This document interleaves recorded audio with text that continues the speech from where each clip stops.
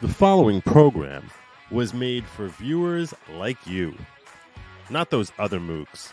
They're a bunch of commie-loving, pimple-headed, Birkenstock-wearing zaraza. But not you. You're beautiful. And special. So hit the like and subscribe buttons in ways that display your greatness and well-cultured tastes. The following program is about to begin.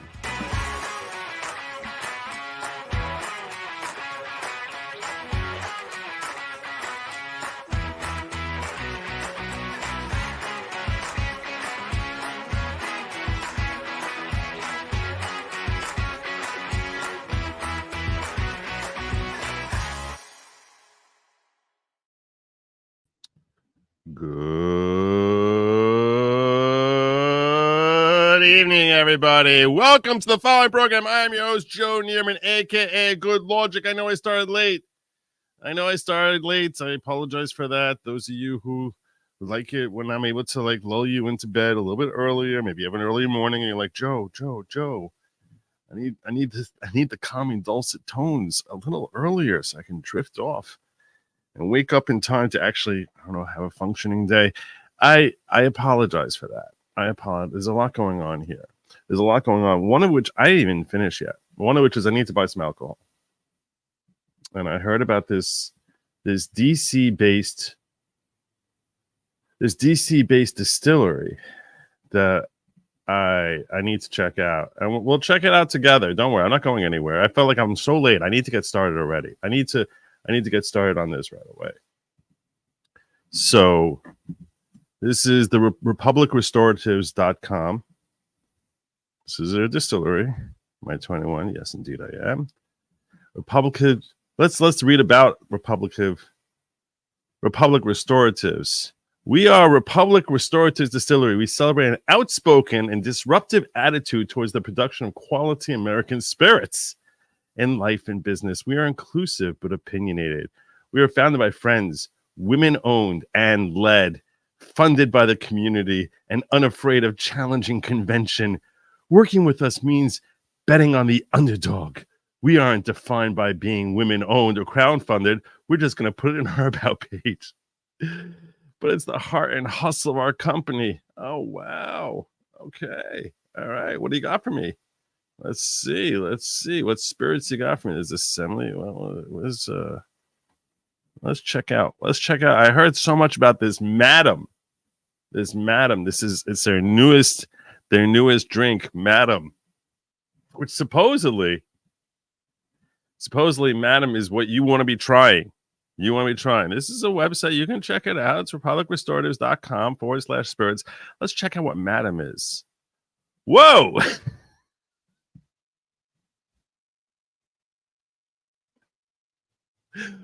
What's that?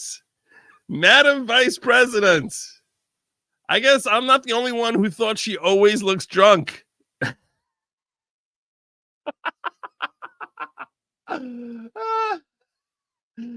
What a difference one word makes. Madam Vice President. Oh my God, what a creepy picture of her. What a difference one word makes. It breaks glass ceilings. It paves the way for a generation of new leaders. It turns never been done to did to commemorate the inauguration of America's first female Black and South Asian. And Latino also, I guess. Vice President, we've collaborated with talented local artists and AKA Sora Lex Marie, because that's a woman, to create a whiskey fit for toasting history. Madam is a celebration of those who inspire us to resist, and persist. What are they resisting? A blend of 7-year-old bourbon and 5-year-old rye. The finished whiskey is slow smith before bottling to produce what we all strive and vote and protest and organize. It's women power for a more perfect union. There you go. I saw that. I was like, that can't be real.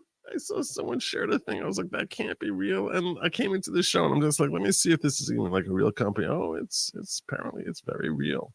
That's very, very real.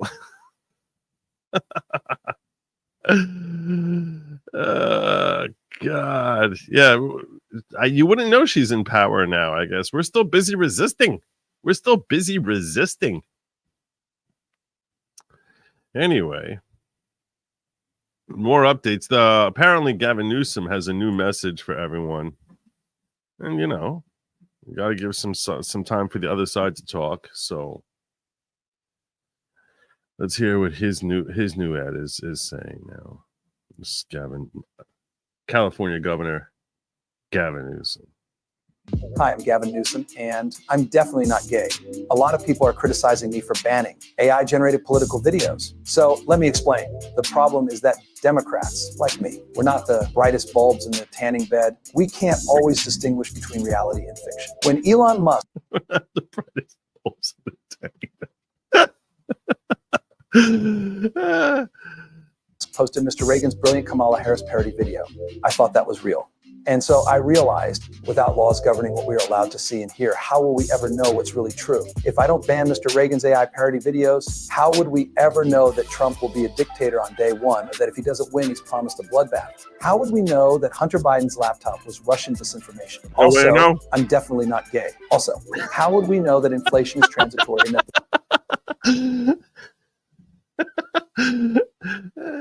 That's a great touch. border is secure? How would we know that COVID came from bat soup and Trump told everyone to inject bleach? How would we know that boys can be girls and girls can be boys and there's no such thing as gender? How would we know that Trump is controlled by Vladimir Putin? Also, I'm super not gay. Also, how would we know that Trump totally is super not assaulted E. Jean Carroll in a Bergdorf Goodman dressing room? How would we know the 2020 election was totally legitimate with zero fraud? How would we know that January 6th was an armed insurrection where many police officers lost their lives? How would we know that the COVID vaccines had zero side effects and that masks were 100% effective? How would we know Kamala brilliantly invented her very own original idea, no tax on tips, or that I'm totally not gay? And eliminate taxes on tips for service and hospitality workers. I'm totally not. How would we know that Trump wrote Project 2025 or that Trump staged both of his assassination attempts? No way how to know would that. we know that Trump is literally Hitler? Reincarnation is definitely a thing. Hitler died in 1945. Trump was born in 1946. Coincidence? I think not. How would we know that all... I think not. Now that he brought up the reincarnation of Adolf thing, you can't unsee it. How would we know that all of that is true if we don't ban Mr. Reagan's AI parody videos? How would we know that we should all drink the Kool-Aid? We won't know because Mr. Drink the Kool-Aid. Not if you're part of the following, because the following there's no Kool-Aid. There's no mandatory tracksuits. But I guess if you're in his following, you got to drink the Kool-Aid. Reagan's AI parody videos are a threat to our democracy. They spread dangerous disinformation, unlike all of the super true stuff that we Democrats tell you. And also, most importantly, I'm definitely not gay. Mr. Reagan. There you go. Great job, Mr. Reagan. That was great. It was so good.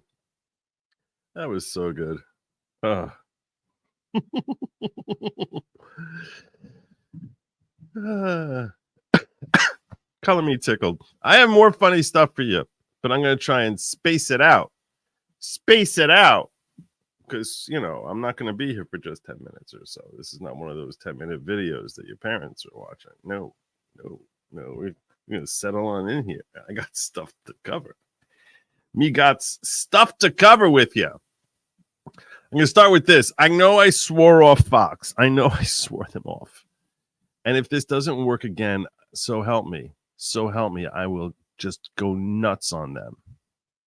So help me, if this doesn't work again, I am going to get really angry. But I'm even thinking about not even sharing like the video portion of it. Okay, let's just go straight in here. A federal judge has ruled that it would be unconstitutional for an Indiana prison to deny a transgender inmate sex reassignment surgery following the inmate's lawsuit against the facility. The ACLU sued Indiana Department of Corrections last year on behalf of a transgender inmate, as if that's a real thing. Jonathan C. Richardson, also known as Autumn Cordeleone, who was convicted of strangling his 11-month-old stepdaughter to death in 2001. Strangled an infant. Indiana law, however, prohibits the Department of Corrections from using taxpayer dollars to fund sex reassignment surgeries for inmates. However, the ACLU, because why is that? Because Indiana is controlled by people with a brain. See, the legislature there has a brain. So they're like, no, that's not happening. However, the ACLU argues in the lawsuit filed on August 28, 2023, that the law is a violation of the Eighth Amendment's prohibition of cruel and unusual punishments. It's cruel and unusual. Wow. By this logic, I assume anyone who needs a nose job and is very deeply affected by the shape and direction and size of their nose, and is denied getting, a nose job, you can get you can get anything. You can get, any woman could say, hey, look, I need to have implants. Why not? Everyone there should be able to get hair transplants. They're very, very triggered by being bald. Maybe. You don't know. Cruel and unusual punishments. Cruel and unusual. The surgery for Richardson, who is serving out a 55-year prison sentence for reckless homicide, is a medical necessity. Medical necessity. This is what they have the audacity to call this. Medical necessity. According to the ACLU, Judge Richard Young agreed with the ACLU's claims and ruled in favor of Cordeleone's last week. Specifically, Ms. Cordeleone has shown that her gender dysphoria is a serious medical need, and that despite other treatments defendants has provided her to treat her gender dysphoria, she requires gender-affirming surgery to prevent a risk of serious bodily and psychological harm. So let her pay for it. Let her pay for it. If this individual wants it, so let them pay for it. I don't understand anything about what, if you tell me that they need to, first and foremost, see, this is a result of the APA. That's what this is. When they came out with their DSM-5 and basically endorsed this backward perspective that instead of treating people who have dysphoria, we are going to enable them, coddle them, enable them. No, nay, push them further down the road towards a life that is inevitably a disastrous life. Like, just push them down a road toward misery. And that's what's considered healthy. This is the outgrowth. This is the byproduct. This is when our academia has corrupted our society. They've corrupted our society. This is even a lawsuit, much less some judge based in a red state actually going along with this idiocy and saying, oh yeah, the state has to pay for this gender transit. It's astonishing. The DOC must now take all reasonable actions to ensure Cordeleone undergoes sex surgery according to the order. All right, let's charge her for it. Come up with the money. This is what the cost is. Indiana Attorney General Todd Rokita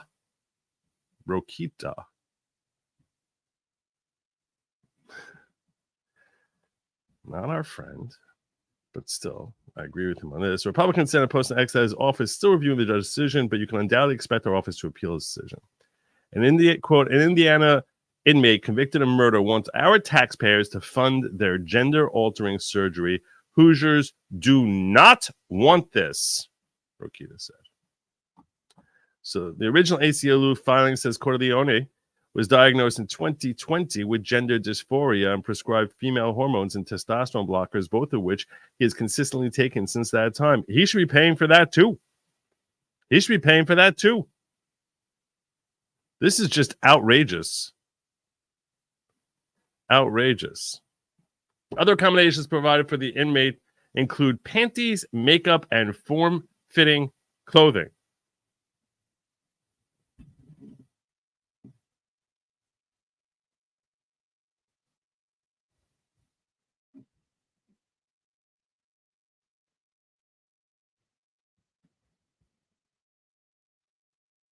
Form-fitting clothing. They have form-fitting clothing for female inmates? I don't understand this. What is happening here?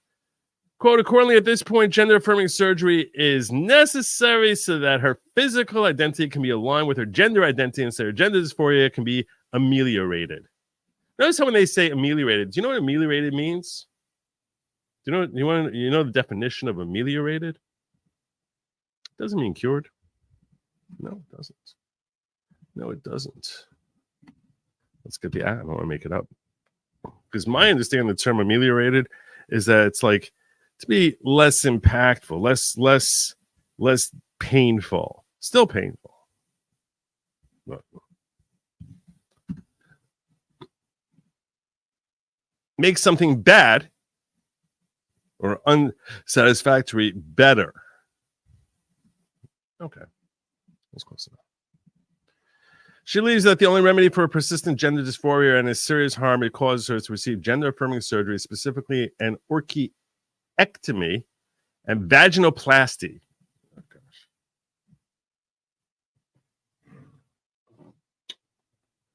Should drill inside this dude with a drill. So they should do. This monster. She believes that the Cordelia has identified as a woman since 6 years old. The ACLU lawsuit also claims, and that inmate is a woman trapped in a man's body. Yeah, was she a woman trapped in a man's body when she strangled an 11-year-old to death? Was she? I don't understand anything about this entire. I don't understand how this gets coddled to the degree it does. This is so horrific. It is so people who portend, that's not the right word, but people who portend was really the wrong word. People who hold themselves out as if they are actually helping people and almost certainly confuse themselves into thinking that they're helping people and actually making those very people they're purporting to represent make their lives worse.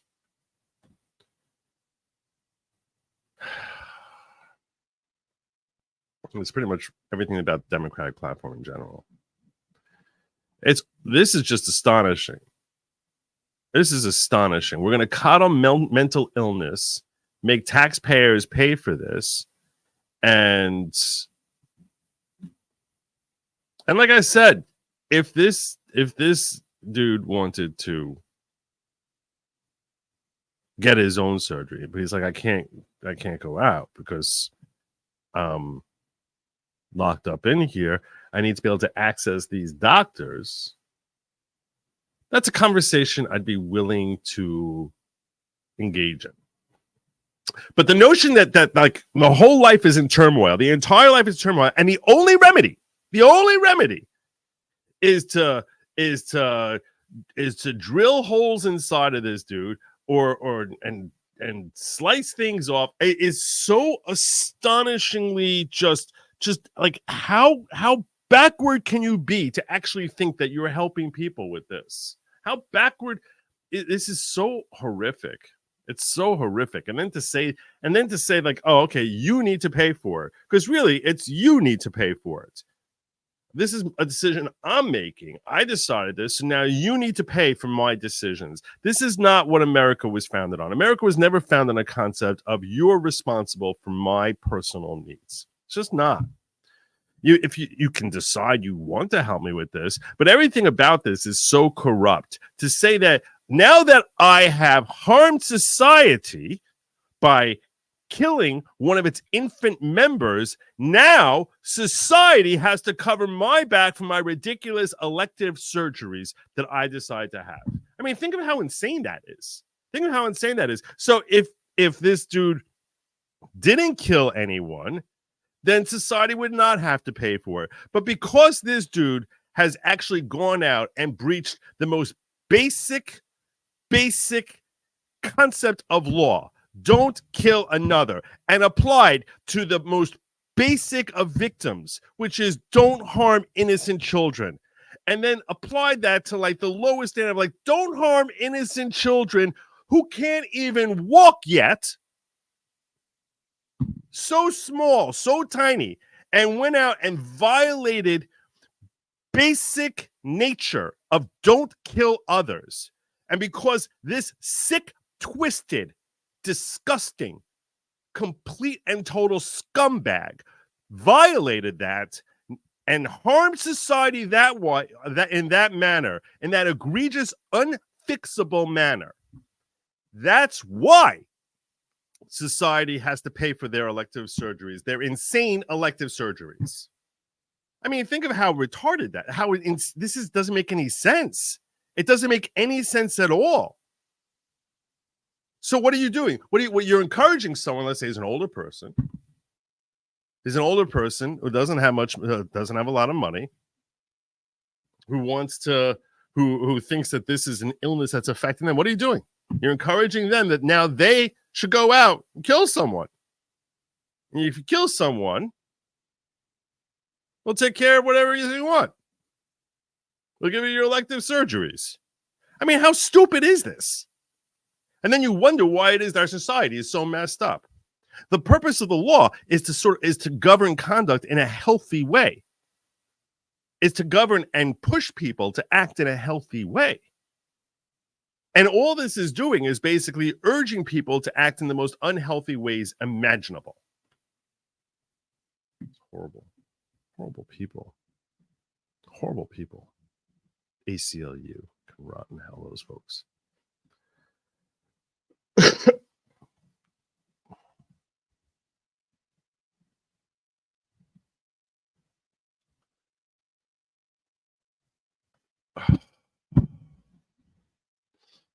I have more to say.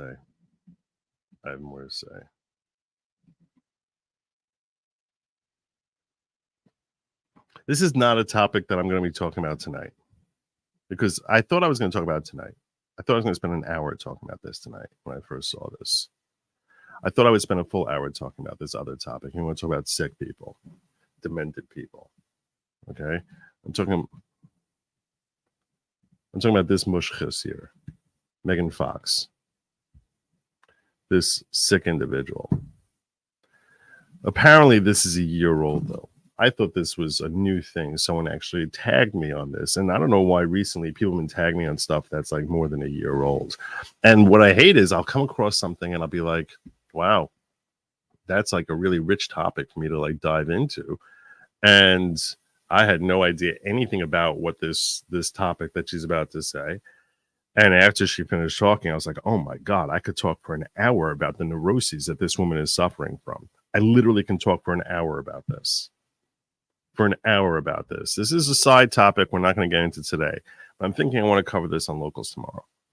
So I'm going to let you hear what Megan Fox has to say. Just a few drops. But yes, we do consume each other's blood on occasion. This is her talking about her and her boy. Yeah, I can talk about the neuroses and psychotic elements that this practice, which I didn't know celebrities were into this, of drinking each other's blood. I have like a whole thing, a whole thought pattern that I put together a long time ago, where I was actually thinking about human nature and what human nature is. Is this demonic? Yes. Is this horrible? Yes. But this is reflective of, because I thought of this because I was just talking about, sick, twisted individuals and a twisted society. This is reflective of a very twisted emptiness that Megan Fox and her boyfriend have. A very twisted emptiness, which I could literally spend an hour talking about. I can spend an hour talking about it. I'm not doing it tonight, though. I'm probably going to do that on Locals tomorrow. But the left there's almost like no bad. I'm almost not surprised. When I saw this, I was like, yeah, okay. That's a natural development in the deconstruction of our society. I know a lot of you are thinking demonic. I know that's what a lot of you are thinking. And yeah, I mean, it has definitely overtones that are certainly demonic. It's a lot more than that. It's not simply that it's demonic or it's anti-religion or it's anti-whatever. No. There's a whole element to the neuroses that I think people who just say, "Oh, you're sick, you're demonic," I think that they're completely missing as to how utterly twisted and what an embarrassing revelation that is about for an individual, and the twisted nature of their mind, that they think that that's like something they should be proud of what they do. But people have no conception. I feel as if the more I look at these elements of society, the more pleased I am that I've been sheltered my whole life. Because I'm like, you guys are, I don't know how you guys deal with it. I don't know how you deal with it. I don't know how you deal with it. But Howie Brown, I want to thank you for your very kind super chat. I very, very much appreciate that in you. Thank you, Howie. You're awesome. Thank you. Yeah, I'm not saying is it evil? You want to joke about it being okay? My point. There's so much that it's telling you about these individuals and how empty they feel inside. But like I said, I don't want to spend an hour talking about it. If it was something that came up, in the last, I guess not a year. This was actually, as I'm looking at this thing, it was from December of 2023. So it was 9 months ago. It's not timely. So, and it's also very humanities oriented. So it's the sort of thing I prefer covering on Locals, which is goodlogic.locals.com. Goodlogic.locals.com. That's probably me tomorrow. Chances are very high. But speaking of people's mindsets, in particular mindsets of the left, which I guess this entire show, that's the thematically about the mindset of the left. I saw this clip on Gutfeld that I was like, that's a pretty good point. I want to share with my audience here. So at the very grave risk of YouTube slashing my video, I am going to share a clip with you from Gutfeld and a contrast that he makes between Trump and Kamala. All right, so before they cast their ballot this November, Americans should do one thing first. Venmo me $10. But also watch. Yeah. I don't get it either. Trump on Gutfeld and then Kamala on Oprah, because you can't get a better comparison of who the candidates really are. Here's Trump talking in specifics about fentanyl. The only way you're going to stop this is the death penalty for drug dealers. I don't know if this country is ready for it, but if you think about it, each drug dealer on average kills 500 people on average. Mm-hmm. He or she, drug dealer, kills 5. I know so many families who have lost a son or a daughter or parents even to fentanyl. I mean, and that's a novel, a relatively novel idea. I think I've heard him mention it once or twice before, but it's a it's a plan. It's like something like, this is something that I want to try and push forward, that we're going to give capital punishment to drug dealers. Obviously, the devil is in the details. What size drug dealer, whatever. You could talk about the morality of the death penalty. You could talk about, a lot of different elements to it. But it's a direction that he's like, hey, this is something I'd like to implement as president. Now, obviously, it's up to Congress. It wouldn't be up to him. But obviously, but we all know that presidents are very influential on Congress and can try and push something forward. So, it's a discussion you can have. We actually can sort of think about, like, is this something that will better America, or is that worse for America? And there probably are arguments that can be made on both sides of the coin. I've had many discussions with Steve Gosney on here, who is an appellate defense attorney, a brilliant man, good friend of mine, who I've met through this channel. And he's talked me very significantly out of the death penalty. That being said,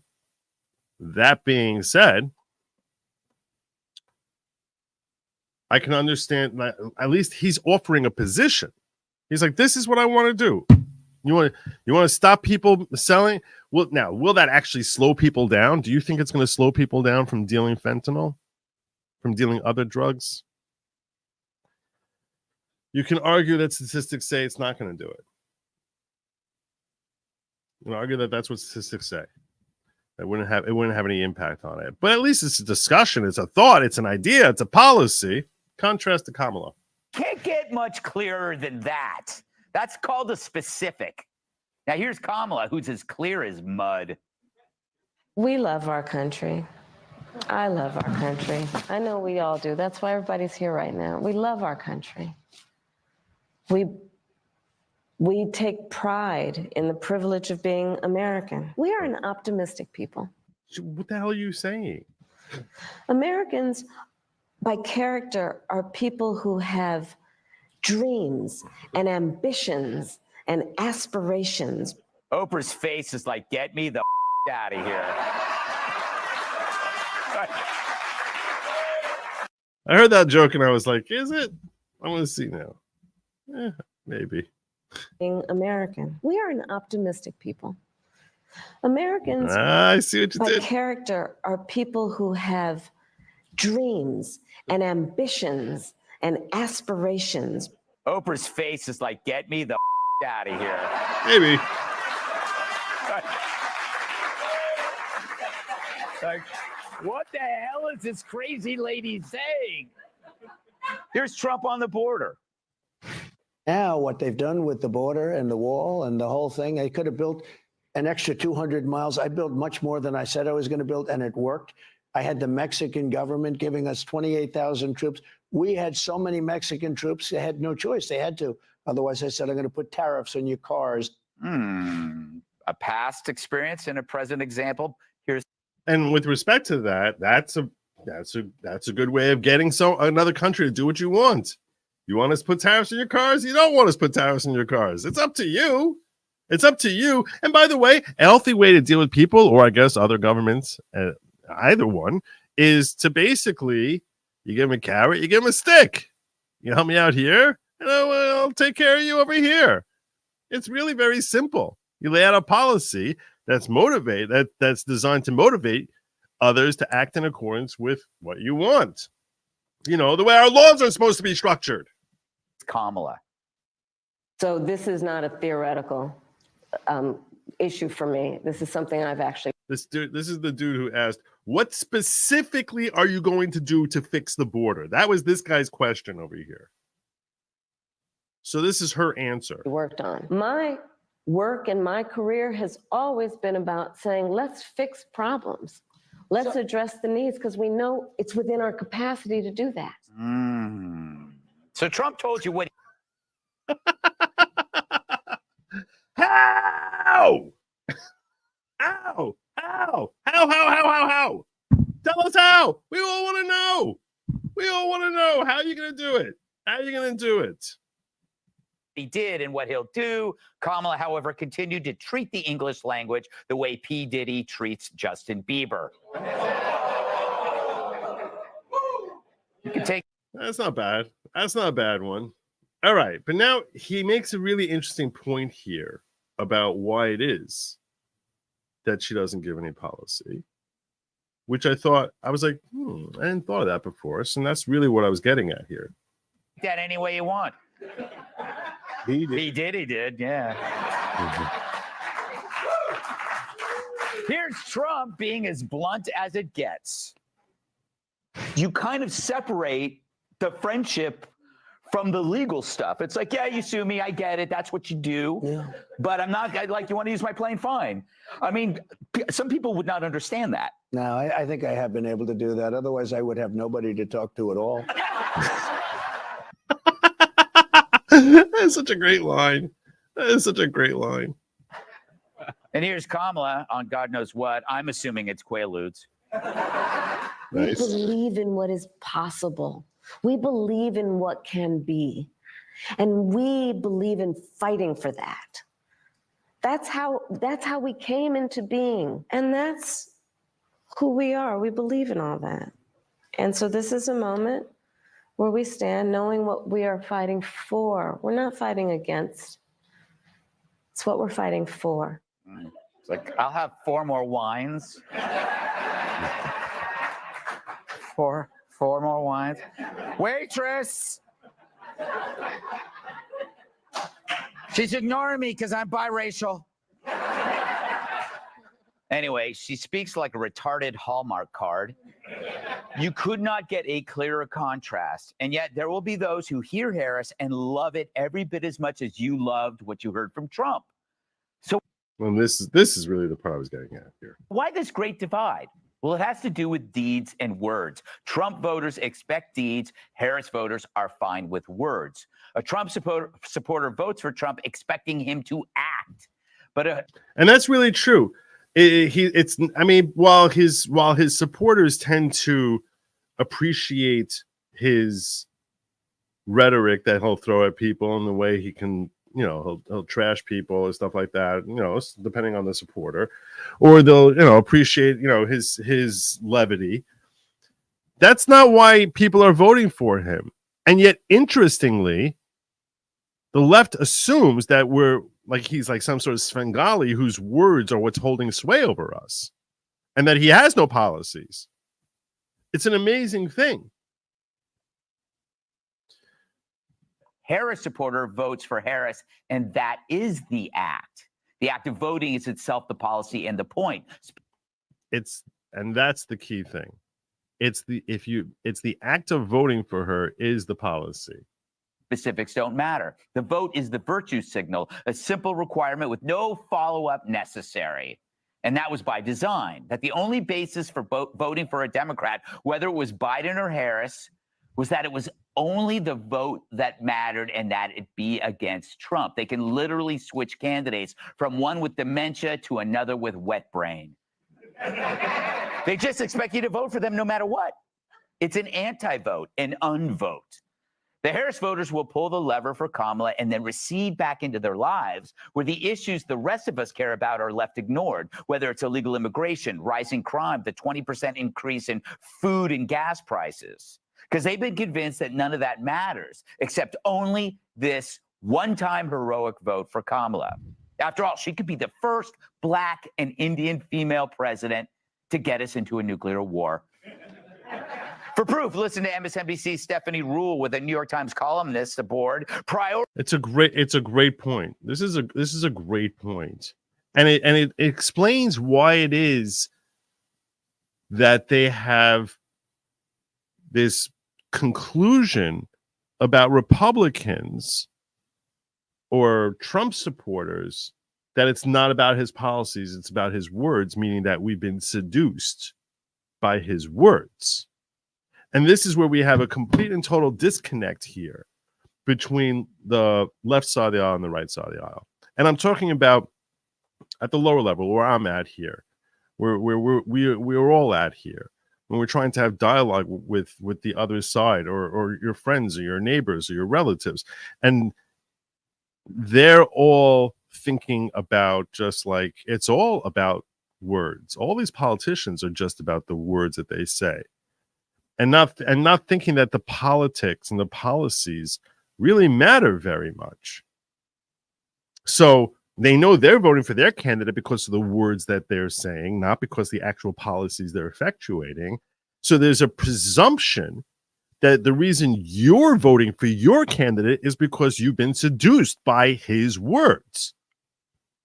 And I think that that's and they don't get at all. No. This is not about his words. This is about what he does as president. These are about the policies he enacts. This is about the state of America under his leadership versus the state of America under the complete lack of leadership or corrupt leadership that we've seen from the left. So they don't, but that's why I'm like, why do all of them think that if you're a Trump voter that you've been swayed it's by, you're either a racist or you've been swayed, he's tricked you, or what is, you like his personality and whatever it is. And they never get into the whole policy element of it. They never do. Because it's all about like, no, I like this person's words, I don't like that person's words, or I've been taught not to like that person's words, and hence I'm going. That's why we're all acting the way we're acting. Advertising a vote for Harris over actual policies. It's not too much to ask Kamala, say, are you for a Palestinian state if Hamas is going to run that state? Okay. Yes or no? And let's say you don't like her answer. Are you going to vote for Donald Trump? No, I'm not. Kamala I just said I'm not going to vote for her. Harris is not running Why not? Why not? for perfect. She's running against Trump. We have two choices. And so there are some things you might not know her answer to. And in 2024, unlike 2016 for a lot of the American people, we know exactly what Trump will do, who he is, and the kind of threat he is to democracy. No, that's the part we don't get. That's the part we don't get. I'd say she's dumber than a box of rocks, but at least you can throw those at Brian Kilmeade. So that's her strategy, and it might work. So how do you persuade a Democrat voter that it's a mistake to support Kamala when they aren't even interested in issues? That's a good question also. That's a good question. The only counter strategy is not to call them idiots. That's going to fall on deaf ears. Instead, direct their attention to those outlets who are telling them what to believe. For the best way to unravel a naive liberal is expose the lies of those who feed them the lies, meaning debunk the brainwashers. So next time you get a chance, simply ask a Kamala supporter, why not Trump? And when they call Trump a racist or sexist, which they will, be prepared to debunk the lies, whether it's the fine people hoax, the drinking bleach hoax, or any lawfare. All it takes is one debunking to get them to think that their media isn't giving them the whole story. So you're not asking them to vote for Trump. You're just suggesting whether the information they're getting on Trump is really, in fact, trustworthy. It helps to remind them that 85 to 90% of the media is pro-Kamala and anti-Trump, which tells them that when they believe they're listening to legit news, they're actually being propagandized, brainwashed. That's the first step out of this bubble of blather. And next, if they're open to it, ask them to watch those two interviews, because you simply cannot watch both and walk away thinking your media has been telling you the truth. And maybe that will tell them not to let cretins like The View make their decisions, because they'd have you voting for Harris and then celebrating with a triple order of fettuccine Alfredo. It's a good segment by him. It's a great segment, and I think he makes some great points as to how to deal with people who are on the left, it's you have to engage them in conversation.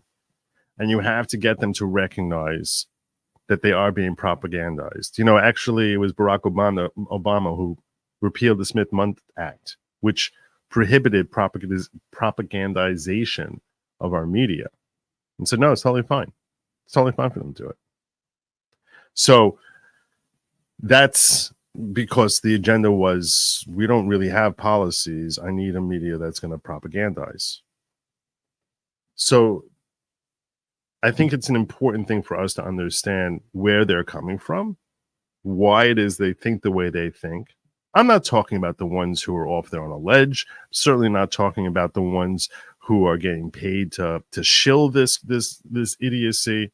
But it's very important for we who engage with people who are on the other side of the aisle to continually debunk these ridiculously gaslighting sources who have accreditation that they've inherited from their predecessors under the same corporate name. Meaning, New York Times has been writing off of its heritage of being like a trusted source of news.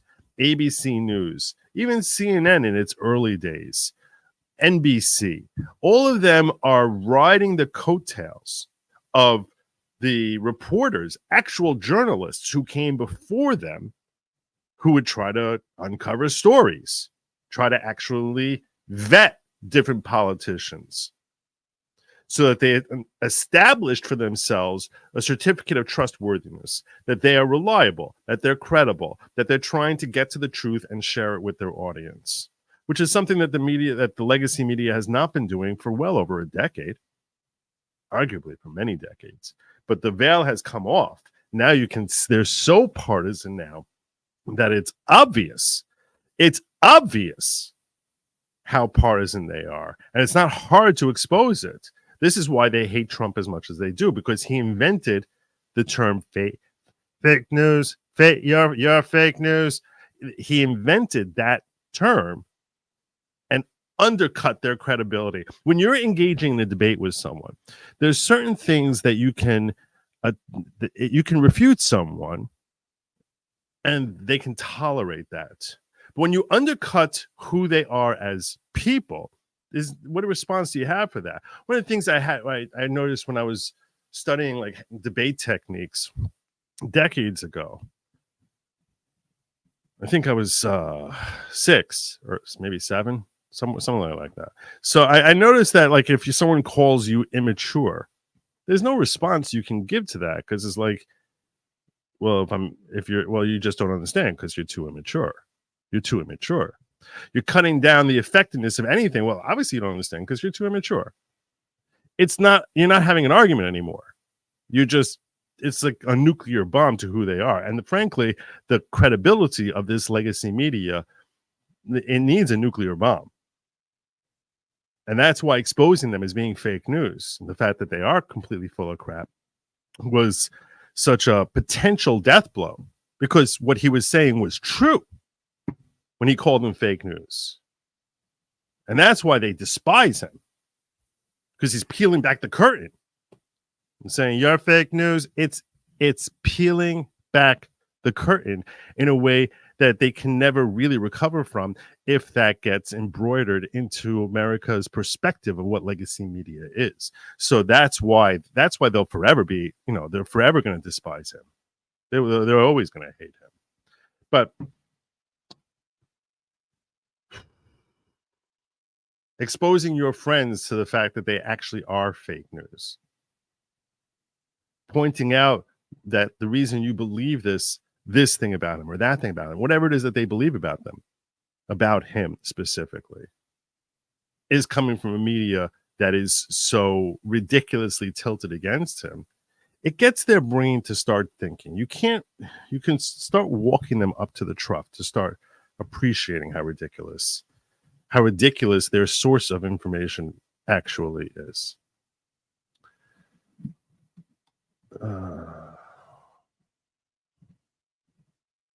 If you trace the death of the drug dealers, if you trace the death to the drug dealers, drugs cannot capital murder apply. Trump also said the speed of the death penalty needs to be faster to make it a deterrent. Oh, well, okay. What horrified me when I was having this debate with Steve Gosney is his claim, and I haven't checked it up, but it's in his book Against the Capital Punishment. What horrified me was the percentage of times that they were just wrong. Like the person was exonerated later on as being not guilty. Which I don't remember the number, but I think it was something like, I think it was over 10%. He isn't it. He is pretty funny. He is pretty funny.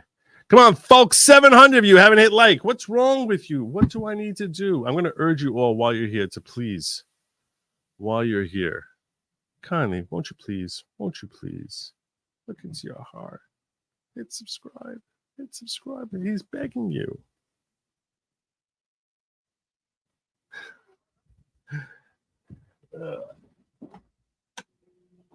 All right. Next up on the agenda, before I get to Ryan Routh,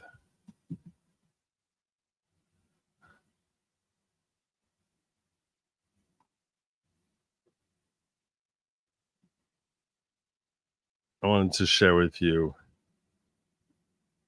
I don't want to cover this or not. I don't want to cover that. Let's go to Ryan Routh. Let's go to Ryan Routh. All right. Most of you are probably aware by now that there was a letter that was penned purportedly by Ryan Routh, attempted assassin, the second assassination attempt of Donald Trump, and that has become part of public discourse.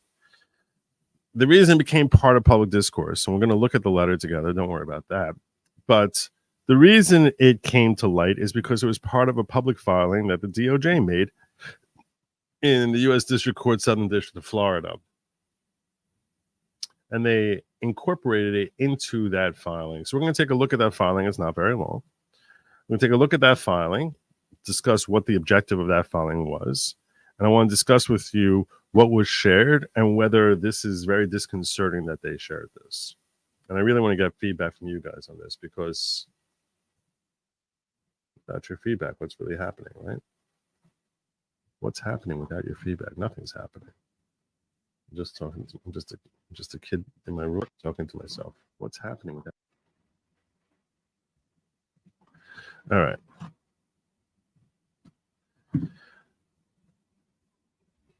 Oh, I should do this the right way, right? Let's do this the right way. Can I download you? How do I download you? All right, well, I should have downloaded this.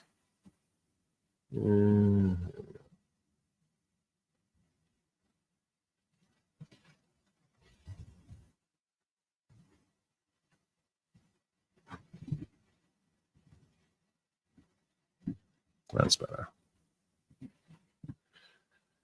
Okay, now it's more editable. United States of America versus Ryan Wesley Ruth. I think that's a better name for him, Ruth. All right. To assist counsel, this is a written factual proffer in support of pretrial detention. What is the nature of this document? This is what the government is submitting to the court. A proffer is used in a lot of different contexts. When I was on Spaces today with George Santos, so he actually gave a definition of proffer, which doesn't even fit for this actual document. Proffer really, the closest definition for proffer is take the PR off, and it's kind of an offer. It's an offering that's being made before the courts. And in this context, it's an offering that's made before the court in support of pretrial detention. What does that mean?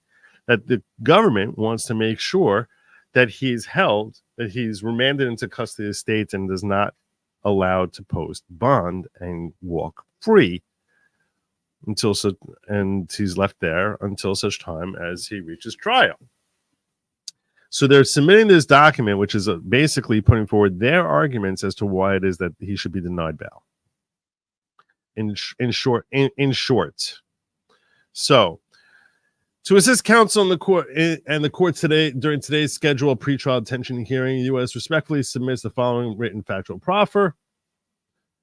And this is information the FBI has obtained through other members of law enforcement, witness interviews, the execution of search warrants, other legal processes, forensic examinations, et cetera, et cetera. Here, let's get to the facts. It is a great read. It is a great read. I got a copy from him, and I highly recommend it. Death Penalty Debates by Steve Gosney. Thank you, Nathan. On September 15th, former President of the United States, Donald J. Trump, was golfing at Trump International We should make this part green because over here we're getting into the whole facts of things. So most of this is going to be green. On September 15, 2024, former President of the United States, Donald J. Trump, was golfing at Trump International Golf Club in West Palm Beach. And he was, as he advanced through the course, a Secret Service agent, which we're just going to call agent from now on, as part of his detail, moved ahead of him in a golf cart and conducted a security sweep to identify potential threats. The perimeter of Trump International is surrounded by a chain link fence in the southeast corner. So you have only just a chain link fence out there, which that sounds kind of scant. Southeast corner of the course is screened by trees and brush. 6th hole on the course is near the southeast corner, as shown in the map below. It's down over here. Let me make this a little bigger.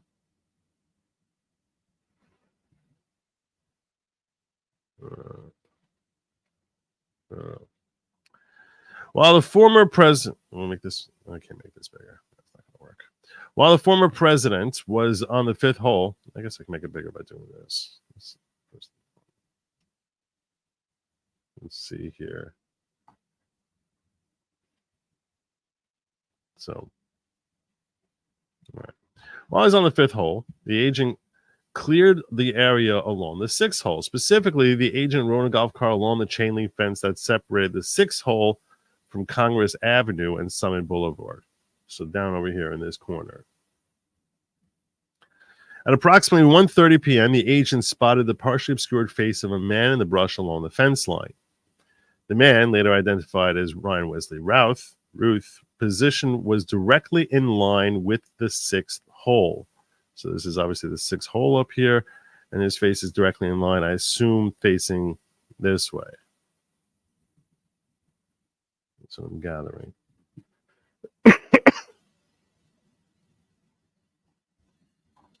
The agent then observed a long black object protruding through the fence and realized the object was the barrel of a rifle aimed directly at him. The agent jumped out of the golf cart, drew his weapon, and began backing away. Agent saw the rifle barrel move, and the agent fired at Ruth. The agent took cover behind a tree and reloaded his weapon, then looked up and saw that Ruth was gone. The agent called out over his radio that shots had been fired by the agent and that there was a subject with a rifle. The position Ruth occupied when the agent first noticed him was directly in line with the 6th hole green. So the 6th hole green is down over here. Right? This is the 6th hole. Going this way. This is the 6th hole green. And he's down over here.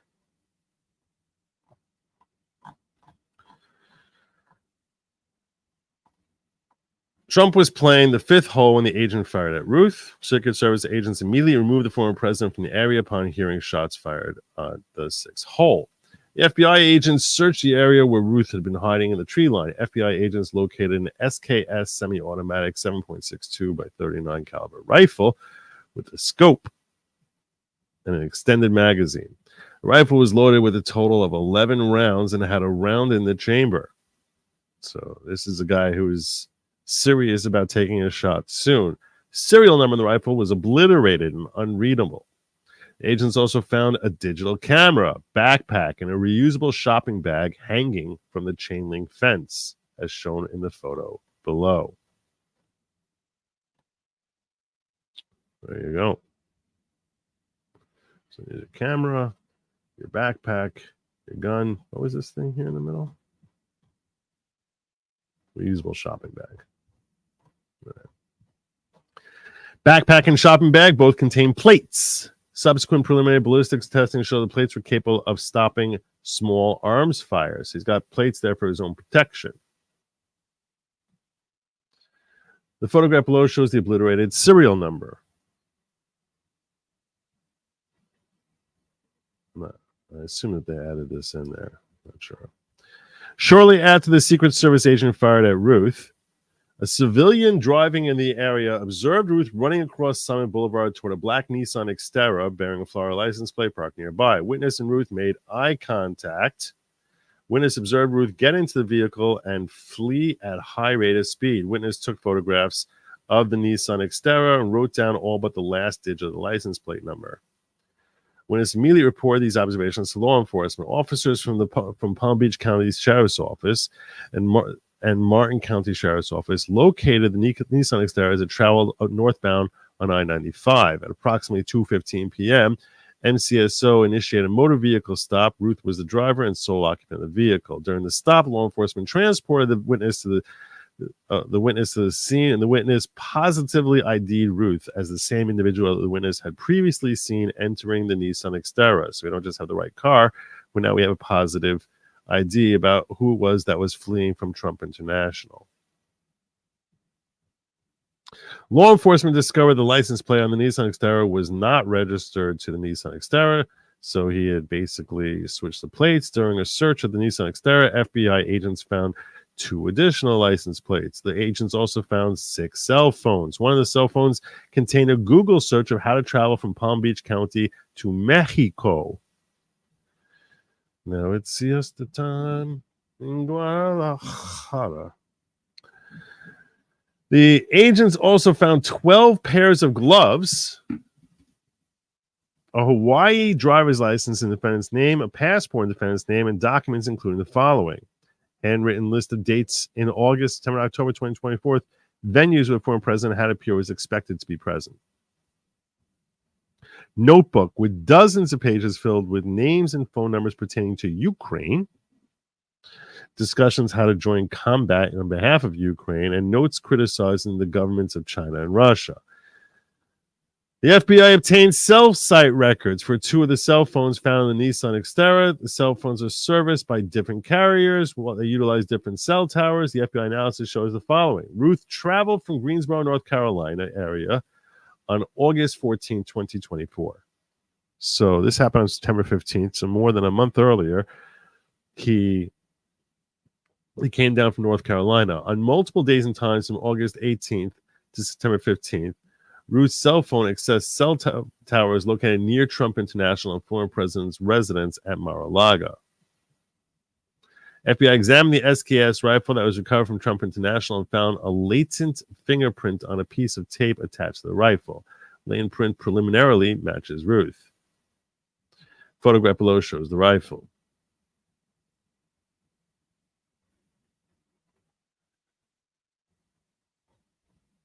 As part of this investigation, FBI agents recently reviewed a book apparently authored by Ruth in February 2023 called Ukraine's Unwinnable War, The Fatal Flaw of Democracy, World Abandonment, Global Citizen. Wow, okay. It's a stupid title. In the book, Ruth stated that he must take part of the blame for the person that we elected for our next president that ended up being brainless. But I am man enough to say I misjudged, made a terrible mistake, and Iran, I apologize. You are free to assassinate Trump as well as me for that error in judgment and dismantling of the deal. No one here in the U.S. seems to have the balls to put natural selection to work, or even unnatural selection. Well, he's certainly he certainly is unnaturally selected. That's for sure. I can agree with that. On September 18th, law enforcement was contacted by a civilian witness who said that Ruth had dropped off a box at his residence, and this is where we're getting to the letter. This is where we're getting to the main part of the letter. This is the explanation for how this letter came into the FBI's hands. September 18, law enforcement contacted a civilian witness who said Ruth had dropped off a box at his residence several months prior. After learning that of the September 15th incident at Trump International, the witness opened the box. That's what he did. You know, it's just what you do in that circumstance. You know, I can understand why, if you were in that circumstance, you'd probably, you know.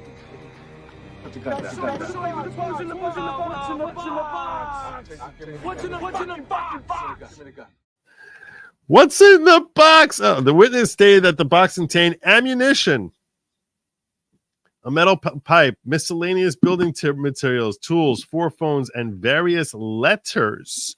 One handwritten letter addressed to the world stated, among other things, "This was an assassination attempt on Donald Trump, but I failed you. Tried my best and gave it all the gumption I can muster. It's up to you now to finish the job, and I'll offer $150,000 to whoever can complete the job. The witness took a photograph of the first page of the handwritten letter as shown below. Dear world, this was an assassination attempt on Donald Trump, but I am so sorry I failed you. I tried my best and gave it all the gumption I can muster. It is up to you now to finish the job. I offer $150,000 to whoever can complete the job. Where is he coming up with this money?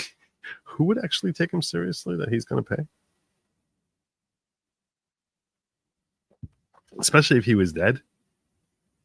Everyone across the globe, the youngest, the oldest, know that Trump is unfit to be anything, much less a U.S. president. U.S. presidents must, at a bare minimum, embody the moral fabric that is American and be kind, caring, and selfless, and always stand for humanity. Trump fails to understand any of, that's the end of page 1. The handwritten letter above goes on to stand part, he, Trump, ended relations with Iran like a child, and now the Middle East has unraveled. On or about December, so now we understand where the letter came from. The letter comes from some box he gave some friend of his or whatever to hold on to.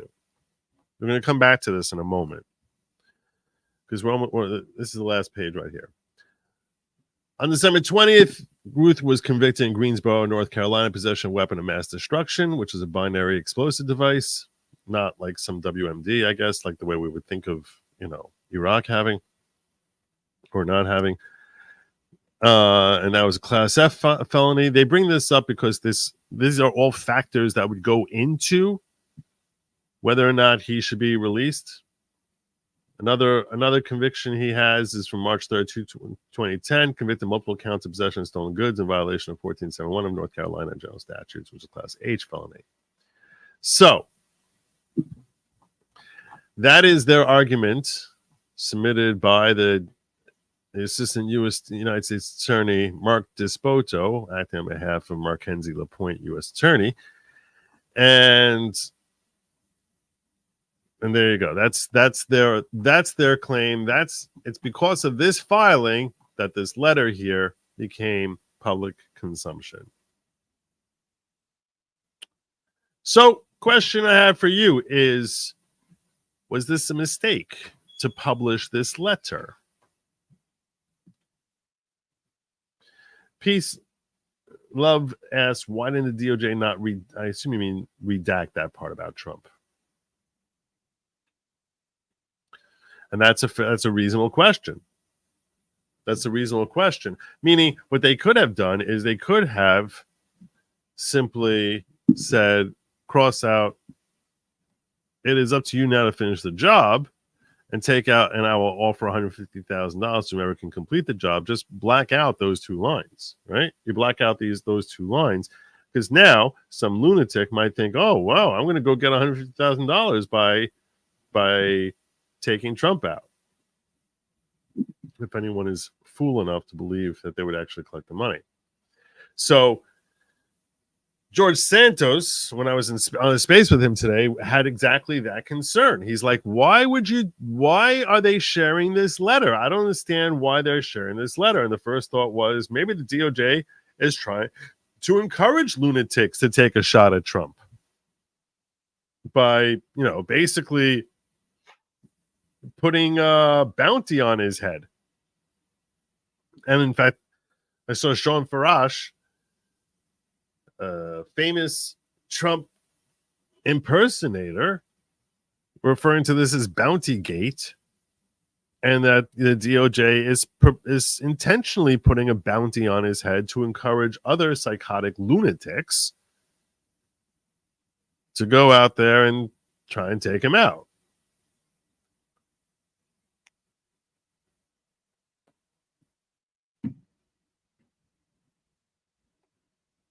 Which my first thought was, I don't really think it's gonna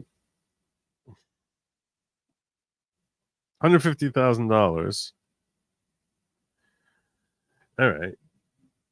I was a little bit like, is that really gonna make some psycho go try to kill Trump? There's a bounty on it. There's a purported bounty from a very, very unreliable source. A very, very unreliable source. Is that really going to have an impact on some lunatic? But reality is, you only need to have an impact on one. Have an impact on the right one who's got the capacity, the means and capacity to actually carry it out. You only need one, even if it's like a 1 in 1,000 chance that it's going to impact any individual. So you got 330 million shots at that 1 in 1,000 chance, right? So in that sense, yeah, it's a reasonable concern. In the letter, how could he have known and why apologize for failing since he hadn't yet even attempted assassination? It doesn't add up to me. It seems as if, and this is the other thing people were talking about, it seems as if one would think he left this letter behind to be publicized in the event he were to fail and die and fail. And that this would be his way of helping carry it out. But you're making the reason you're asking an interesting question here, Kathy, is this.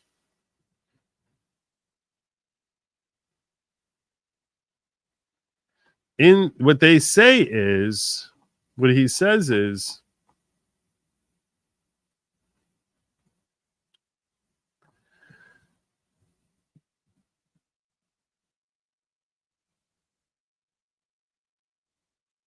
he blames himself and he says that they should kill him. Didn't I just read that somewhere? That Iran should.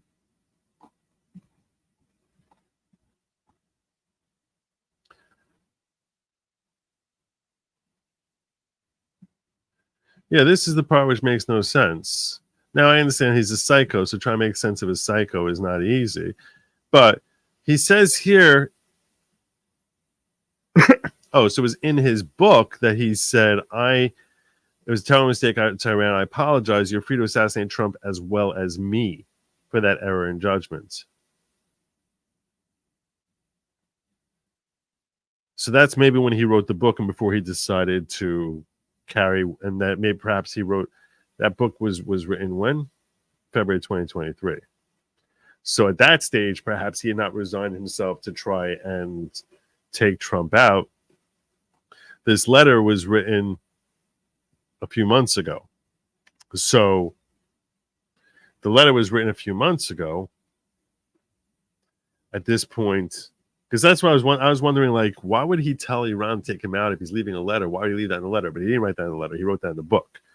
That's why in my brain, I sort of short-circuited those two different writings, his book versus his letter. Because I was like, why would he put in the letter that Iran's free to kill him if he's leaving this letter to be brought to the public light in the event he were to die while trying to assassinate Trump? That's not what happened. He wrote that thing about Iran killing him and Trump in the book, and then left this letter. I assume that he left this letter in the event that he would have gone the same way as Thomas Crooks. And this way, but if he went the way of Thomas Crooks, would he really think anyone would be fool enough to think he's still going to pay him off after he's gone? So I guess, like, where is that coming from? How does that make any sense? So does he really think anyone would be like, oh yeah, the ghost of Ryan Routh is going to pay me $150,000? How would that happen? How would that happen?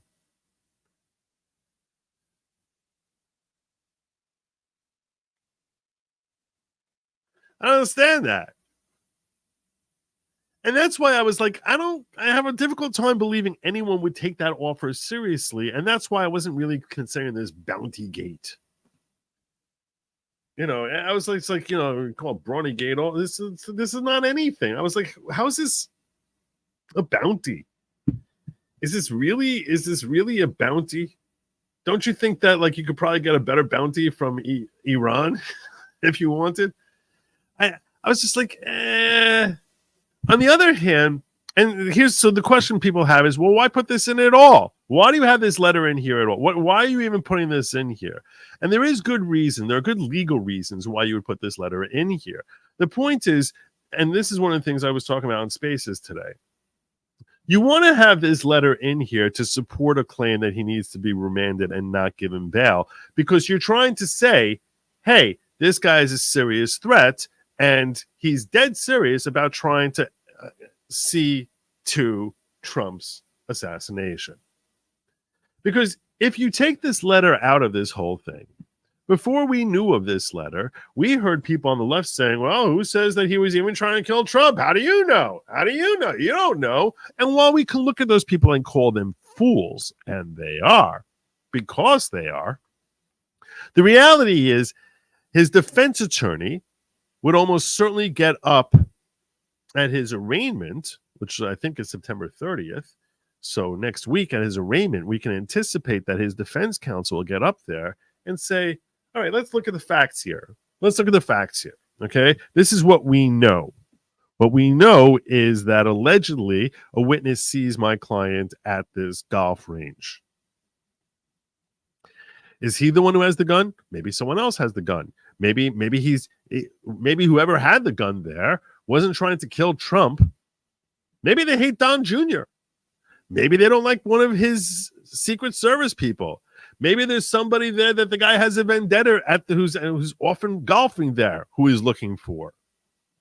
So, and while all of these claims can sound silly to you and me, as they should, you could see a judge saying, I guess we don't know beyond a reasonable doubt that he really was trying to kill Trump.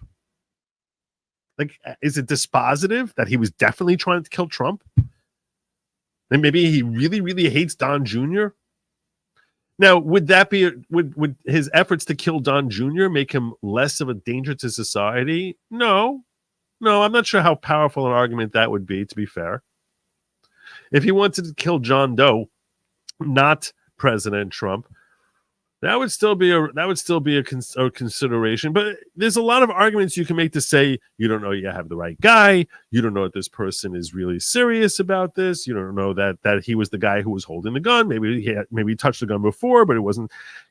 All sorts of different explanations you could try to make to try and establish that we don't really know that Ryan Routh was laying on the ground there waiting to assassinate Donald Trump. And this letter right here really blows that argument out of the water. It blows that argument out of the water. Then we know that, look, now we have all this evidence that he is the person who was there, and he spells out his motivation, a letter he gives to someone before he starts going off on this killing spree. So this really is this letter functionally serves as the nail in the coffin of his hopes to get out on bond. That's what this letter does. That's a significant thing. And while you and I would all say, what are you talking? Obviously he's there to assassinate. The fact is, you do have lunatics out there who is sitting there trying to defend Ryan Ruth. Ruth is saying, hey, you don't know. He's a Republican. All the stupid, insane things that they say. And maybe you get a judge like that. Look, it's less likely to get that in the Southern District of New York than the near certainty you would get a judge like that if this was in D.C. But you still don't know. Maybe the judge will think along those lines. And accordingly, this letter is a very healthy thing.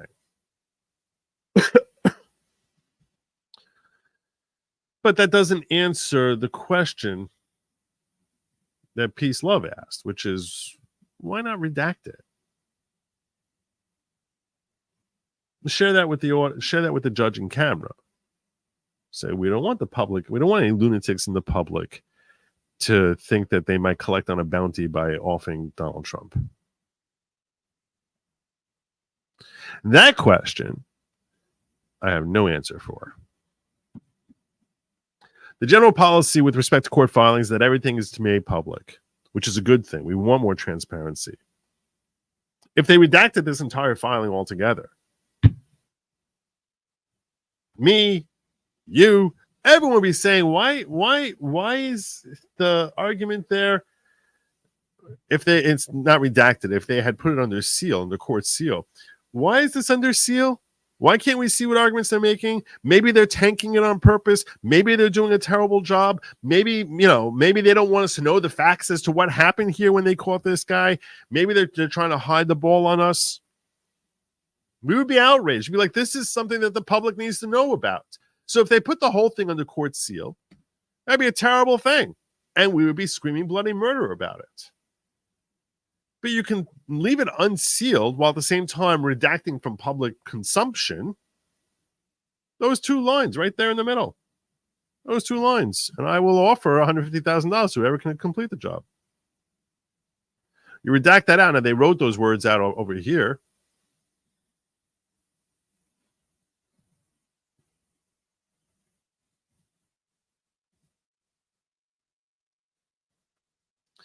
They could have sealed that part up also, I guess. They wanted. Find some way to seal that up. But the idea is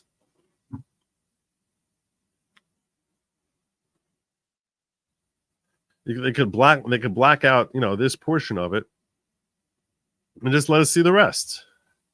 So I'll ask you, can you think of any good faith reasons why that's not blacked out? Because I struggle with that. I struggle mightily. But some of you may be more creative than me. It's definitely, I'm sure many of you are more creative than me. How did he know he would fail in advance of his attempt, or was this his second attempt? I think I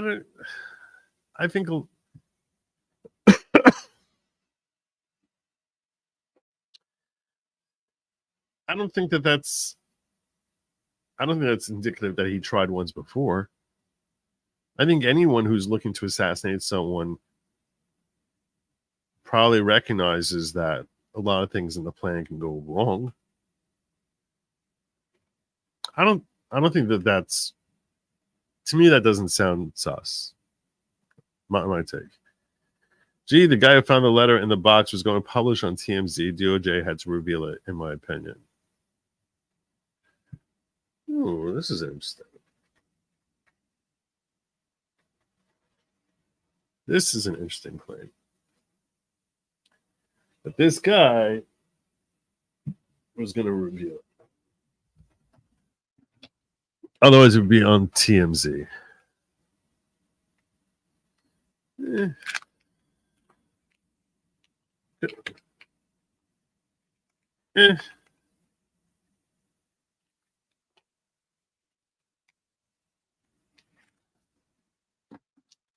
Maybe. So then if it gets out on TMZ, it gets out on TMZ. It's not any different, better, or worse. I'm surprised we don't have the rest of it on TMZ. Yeah, if that's really true, why don't we have it on TMZ now? We should have the full letter, not just this first page. This letter, 1 week, but years to get trans shooter. And this is something a lot of people are very properly outraged by. Why is it we didn't get the manifesto from the trans shooter? Not the person who shot trans people, the trans individual who shot others. Out in Tennessee, shooting up a religious school. It was a religious school, right? I think it's a Christian school. Like shooting up little kids, as I recall. Yeah. Yeah. And we're properly outraged by that, which is why we would be outraged if we didn't have this letter.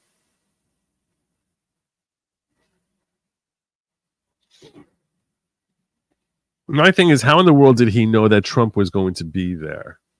So if we look back at what it says here, and they talk about his phone, I'm glad you asked this question, Kimmy Joe.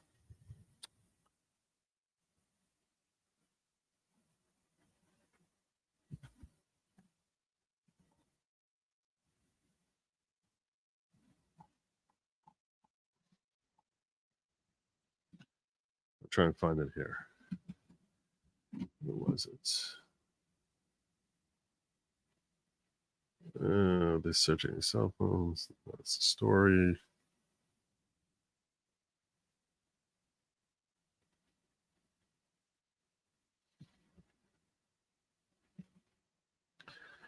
It says here on multiple dates and times from August 18th to September 15th through cell phone access cell towers located near Trump International and former president's residence in Mar-a-Lago. So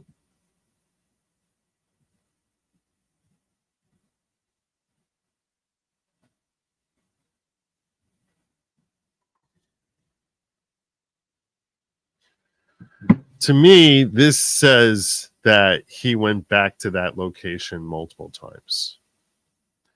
Could be the DOJ trying to cover up something. Definitely possible. I never rule that out. But this actually does, assuming this is true, indicates that he was not fully familiar with when and where he was going to be there, and he was laying in wait, hoping that he would be there. If he's there multiple times, going to different locations where he thinks he might chance upon the president, right? I mean, I think that's an argument. Soldier of Fortune magazine was found liable for $9 million for publishing for hire classifieds. Wouldn't this be similar? You're going to go after the DOJ publishing for hire? They're doing it for economical gain.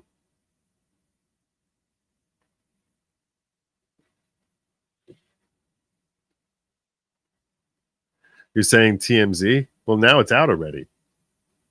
So if TMZ does it, it's already out there, right?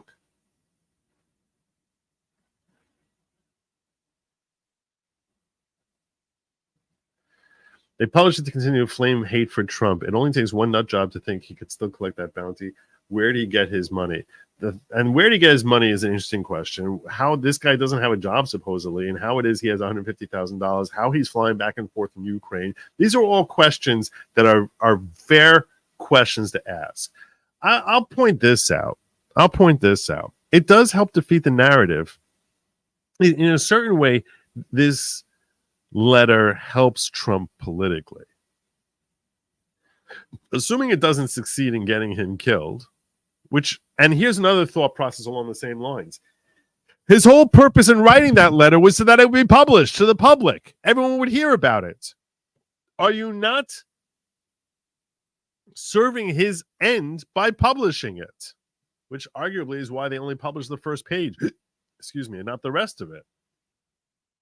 But the reason he pens that letter is because he's figuring that will become public in the event he fails and gets killed. And now you're doing that for him. So that's a fair argument. These are all fair arguments. On the other hand, politically, this does help serve Trump's point of the media is trying to get him killed. Meaning that this was definitely a hit intended on him. And he's repeating the same kind of nonsense that the media has been saying. And these leftist politicians are throwing out there. It gives legitimacy to Trump's arguments. Now, maybe they can't avoid it in this document. They're going to be giving legitimacy to it because they're going to have to be making the claim that this guy was sincere about trying to kill him. And the only way they can make that argument is by repeating his own words. But if this was under seal, we wouldn't know about that. And we would not show, we would be hard pressed to show that his objective here was motivated by parroting the likes of Adam Schiff, the likes of Swalwell, the likes of Nancy Pelosi, the likes of Kamala Harris, the likes of Joe Biden, the likes of countless talking heads in legacy media. They're to blame for this. Make no mistake about that. These assassination attempts are a direct result of the corrupt lies that have been told by legacy media and countless leftist politicians.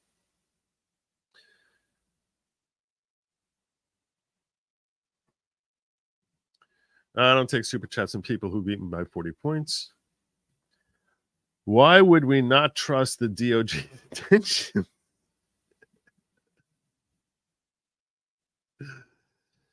I don't know. I don't know. Why would we not trust the DOJ's? Why would anyone not trust the DOJ's intentions? I don't know.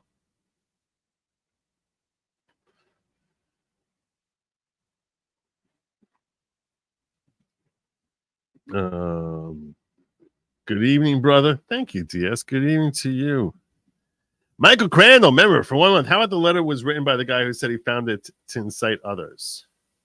How about the letter was written by the guy who said he found it to incite others?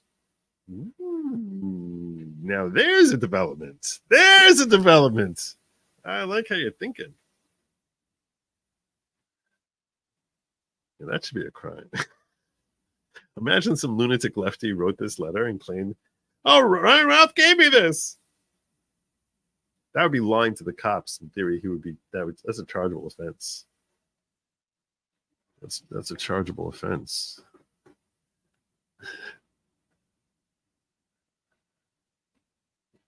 But I like how you're thinking, Michael. I like how you're thinking. Fine, I'll read your stupid super chat. Ridiculous. It's so ridiculous. God. The only thing that made me feel better was the fact about getting trounced, which Wellesley did trounce me in the Good Lawgic Fantasy Football League this week. Trounced me. It was far worse than any loss I've had since I've been in this league, since I started this league last year.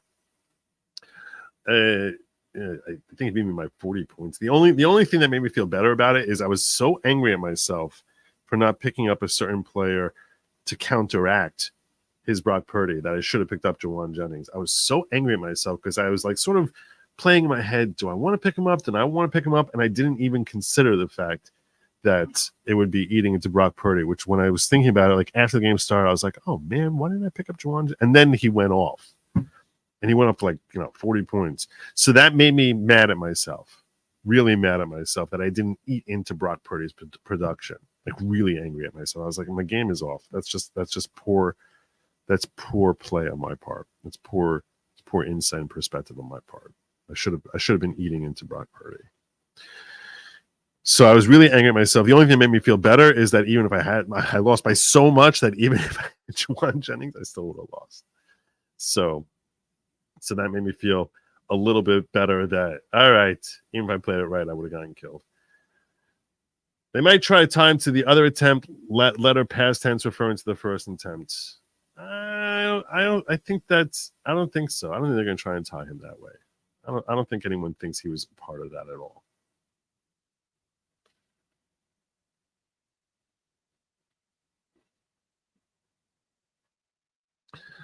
A guy post on True Social that every single aspect of the Biden administration is Jewish. He posted names. Is this true? You can find Jews anywhere. Whenever you see people who are posting Jewish names, it's like they're looking to find the Jewish names. There are always Jewish names everywhere. Yeah. Some people look at that as a sign of some sort of evil Jewish cabal. I guess you can look at it that way. Or you can look at it as a fulfillment of the American promise that if you have a brain, which most, according to Jordan Peterson, that Ashkenazi Jews genetically tend to have a brain, and you work hard, you're going to be successful. Works for the Chinese too. It works for Indians. And I'm not even talking about Native Americans because it doesn't work for them. But it works for a lot of minorities. If you have a cultural background which basically puts primacy on busting your tail in school, the American dream works. So yeah. I hate most of them too. I don't really care whether they're Jewish or not Jewish. I don't care if your name is Bill Gates or George Soros. I think you're evil. Doesn't really matter. And people who get fixated on this sort of thing I think have other issues. So unfortunately, people on both sides of the aisle have issues. They do. And those issues have only come more to the forefront since October 7th. But the reality is, yeah, there are a lot of Jews there. A lot of Jews tend to lean left. I've gone through this discussion many times as to why irreligious Jews tend to lean left. I didn't really want to get into that tonight, but there are psychological reasons why irreligious people, Jews, Christians, Muslims, anyone, irreligious people are going to be leftists. So, yeah. There you go. Lucas G with the 20. What if Thomas Crooks was groomed by this guy, and after he saw it fail and it took it upon himself? I heard there was someone going between DC, FBI, and Crooks' house. This is a perfect suspect groomer. See, this guy was in Ukraine, though. He only came into the country a couple of months ago. It doesn't seem like he had time. I don't think, my gut, look, the natural inclination is to try and tie these folks together. And I'm not ruling out that through some sort of triple letter agency, there is a tie between them. I'm definitely not ruling that out. I'm not saying there is a tie. I'm saying, yeah, that would make sense to me. It makes very little sense to me to suspect that these two are directly tied with each other. You know, they're having conversations with each other. I think that's, if you wanted to, first of all, if there's a mastermind behind this, why would you have two different cells interacting with each other? You wouldn't even tell them about the other's existence because you're like, no, this is up to you. So my gut says that this guy Ryan Ruth never met Thomas Crooks. Probably didn't know anything about Thomas Crooks until Thomas Crooks was dead. That's my gut.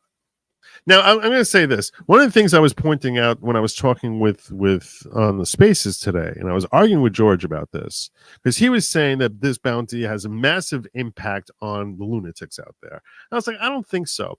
But what I do think is definitely true is this. Definitely true on human psyche. This is understanding human psyche. If something seems impenetrable, utterly impenetrable, cannot be questioned, attacked, or anything of that nature, it will stay in that status quo and remain completely unattacked for a lengthy period of time. If someone were to rise up and try to attack that impenetrable thing, then even if they fail and utterly fail, the action itself serves as inspiration for others to mirror the attempt, more so than someone else. Because they're like, look, if that guy can try it, I can try it. It's a part of human nature. If Thomas Crooks can go out there and put his life on the line to try and take out this menace to society, this is how some crazy lunatic is thinking, that if Thomas Crooks can go out there and put his life on the line to try and take out Donald Trump, I should too. And if Thomas Crooks and Ryan Ruth are doing that, I should too. The more people that attack, even if they fail, the more others are inspired to mirror their conduct. Far more so than the $150,000 bounty, because anyone who's sufficiently competent to carry out some sort of plan like this probably has sufficient competence to recognize that Ryan Ruth is never going to pay them a dime.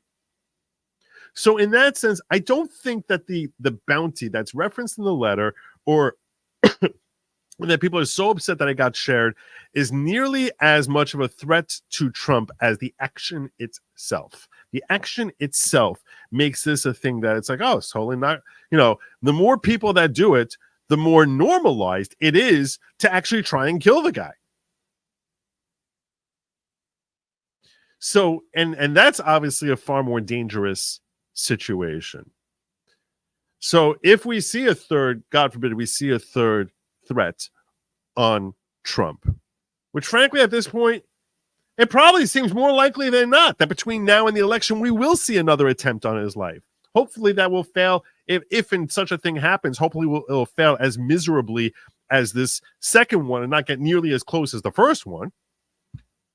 But that I think we should anticipate. I think if you told me, pardon the pun, gun to your head, more likely or less likely that there's going to be another assassination attempt between now and the election. You tell me, which do you think it is? Because I'll tell you right now, I think it's more. We already see two in a matter of 8 weeks. As we get closer and closer to the election, you think there's not going to be another one? But I think the inspiration for that comes from the fact that that people are trying to do it rather than some transparently hollow promise of financial reward from a guy who doesn't seem remotely capable of actually paying off on something like that. If he said, whoever kills him, I'll give you $1 trillion, you'd be like, okay. I mean, how's this guy paying you $150,000? Like, who's really going to believe it at this point that Ryan Ruth is going to be able to pay you $150,000? How would that actually operate? And if he said $50 trillion, you'd be like, oh, okay. I think in that sense, I don't think it has nearly the impact that so many people now. And I admit, you only need one idiot out there who actually is stupid enough to believe this, who has, some idiot savant who happens to be good with a rifle, with a long range rifle, who's mentally deficient enough to believe this promise, which I guess such a thing could certainly exist out there. You're talking about 330 million people.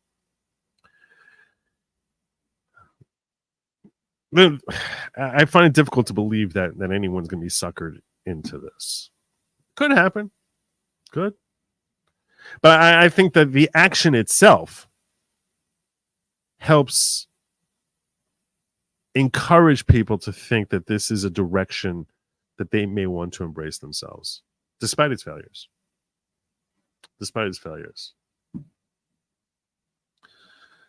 Cat Zap. He too is groomed by CIA. It seems because all of it is just too similar and too prepared. Yeah, it's crazy. I don't even know what this means, Corn Pop. Are you getting to his mens rea? Dang, only if law wasn't a thing. At which point? Where was I talking about? I was talking about his mens rea? What was I doing that? I don't remember doing that. He did use protect democracy in his post. Yeah. And unfit to be president. I mean, this is all classic leftist points. Donald Trump fixing our country so my kids can have futures worth a hell of a lot more than $150,000. Yeah, well, I don't think you're paying the $150 either, though. To be fair, but yeah, seems like a pretty low bounty actually. When you consider the nature of the target, it seems like a pretty low bounty. Lucas, I've always supported you. Was the ungagged Trump lawsuit a fail? Sent you money to support the movement. Is Trump still gagged? My man Lucas, I am so glad that you brought this up today. God bless you, Lucas. Do I still owe you? You don't have to super chat to this. Do I still owe you a copy of my original following papers? Lucas, do I owe you that? I'm watching the chat right now. Let me know if I do. I don't remember taking care of that.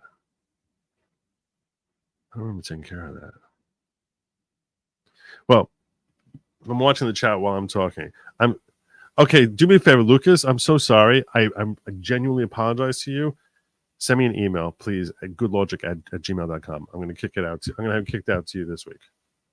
And I'm this is what I'm going to do because I feel guilty about it.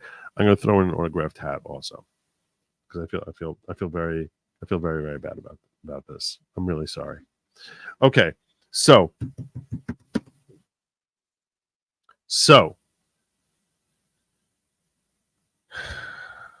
update on the ungagged Trump lawsuits.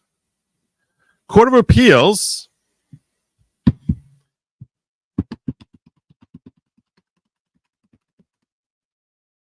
rejected me. That's right. The Court of Appeals said, we ain't taking your case. That happened today. Court of Appeals said, nah, we're not going to listen to you, good logic. Nah, Joe Neerman, get out of here. Which means that now you and me, kiddos, we finally get to go to the Supreme Court of the United States. Bum, bum, bum. There you go. We're going to the Supreme Court, baby. We're going to the Supreme Court. Now, needs to be granted cert. A lot of folks apply for cert. Need to be granted cert. My lawyer notified me today that indeed it's time for us to apply for certiorari. It's time. It's time. Savannah.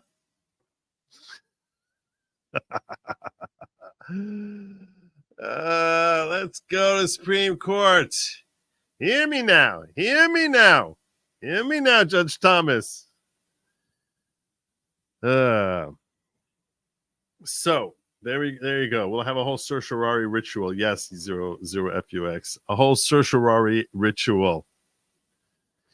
Now, to be fair, Ron Baruti told me that the lawyer we planned on hiring, but remember I mentioned to you all when I had my whole fundraiser, which I'll remind you about that fundraiser.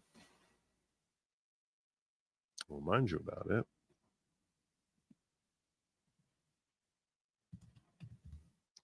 With this a long time.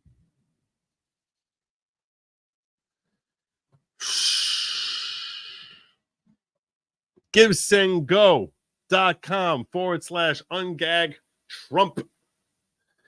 That with respect to this fundraiser, that we anticipated $15,000 would have to be apportioned to the attorney who would be drafting our application for cert, because you want to get an expert. You want to get an expert, someone who has experience in drafting and attaining cert.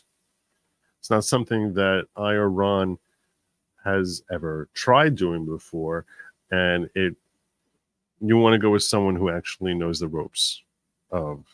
$15,000 are the attorney fees, and I think he said something like $10,000, something like that, for the expenses, because there's always different publishing and stuff like that. There's always different expenses. That's why the initial raise was 25, which you guys answered in spades beautifully. So yeah, with respect to that attorney that Ron planned on hiring, he said is swamped and doesn't have time to do it now. So we need to find someone else. So we're actually looking to find another attorney. I don't know what that's going to cost. But I'm very, very excited that I'm finally done with trying to argue this in the state of New York, and that we can try and fix the country.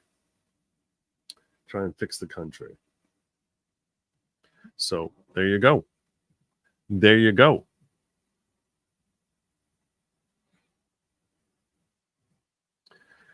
Come on, Joe. Swaps got good. It worked for I don't know what that is. I don't even know what you're talking about now. He just got his Bloomberg terminal. Okay. If Trump wins, the assassination attempts may get more serious. This is true. But he'll spend less time in public, exposed in public grounds, you would think, right? Like, he's not going to be giving rallies, so that's something. Easy way to find out any connection: get into all their online accounts and look for connections. Will FBI and DOJ do this is the question. And will Ron DeSantis do this? Because he's doing his whole investigation here into Ryan Ruth. So I have a feeling that the Florida State Police, I have more confidence in them and their Justice Department, their CSI teams. We've all seen CSI Miami, right? I'm more confidence in them than I have in the DOJ, that's for sure. That a boy. There we go.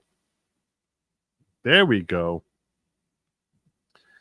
Most hits are relatively cheap. A presidential one would, though. You would think that would be much more expensive, right?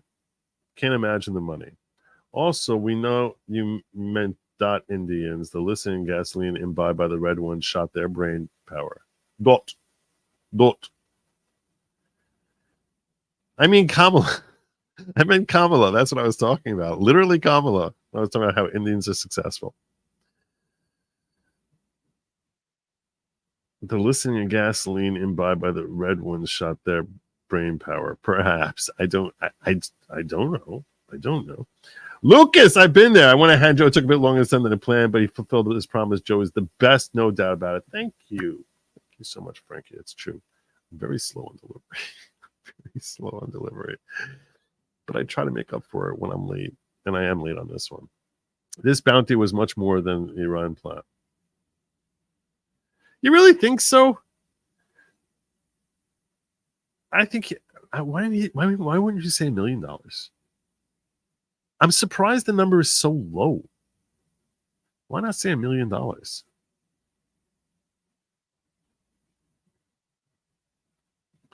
Robert Burns is not capable of writing this. I don't think he's ever drafted something like this. It's a specialty. Much like you have, your heart surgeons versus your podiatrists versus your pulmonary experts versus your gastro folks or your oncologists or your OBs in medicine. So, too, there are different specialties in law. And, while he knows constitutional law, the nature of how you put together this sort of thing is a specialty. It's a specialty. So, and I don't think he would have any interest in drafting it. I don't think he'd have any interest in drafting it. So, as much as I like and respect Robert Burns, I don't think he's the right person for this call. Do we get more night clickety clackety? Maybe. Hopefully not. That's a really bad sign. If I'm applying for cert myself, that's a bad sign. It's a bad sign. I'll charge you $15,000 for it, though. That's for sure. That's a bad sign if I'm doing that. Let me check over and see what's going on in the ghetto. When I met you in the ghetto. Make sure I didn't miss anything. I'm good in the ghetto. Ghetto's been quiet. Ghetto's been quiet. Prospering woman says the highest transgender suicide rate is trans women in their 40s who are depressed because no one wants to have long-term committed relationships. Having the surgery in no way prevents poor outcomes in regards to reducing their suicide rate. Of course, it does nothing at all. Of course, it does nothing at all. But I thought that's ameliorating the whole situation. The whole situation would be ameliorated as long as they get surgery. They'll be much happier people. If you just invest $50,000 in their surgery, give them $100,000 in surgery, it's going to be very, very happy. Unbelievable. It's unbelievable. So my question for you is, I'm wondering whether you guys believe, do you think that this was a bounty? And I'm opening up the phone lines. That's what we're doing now. I'm going to be opening up the phone lines. It's a phone night. It's a phone night. Because I do think this is an interesting, I recognize that my opinion, it's an interesting topic, and I recognize that my opinion on this could be swayed. It could be swayed. The publishing of this letter, and specifically the unredacted letter, do you think that this was reckless? Do you think it was intentionally designed to put a bounty on him? I want to know your thoughts on this letter. I'm going to put the number first over in locals because that's where you go. That's where you go. Some of you probably know the number anyway. It's not the number changes very often. But the number to call is over here.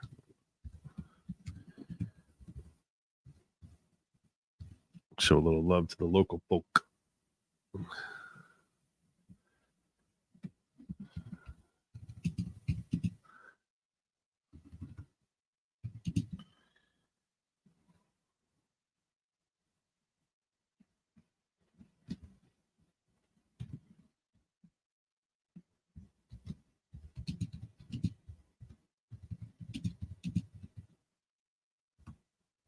You might think it was wrong to publish the letter because you're giving him what he wants.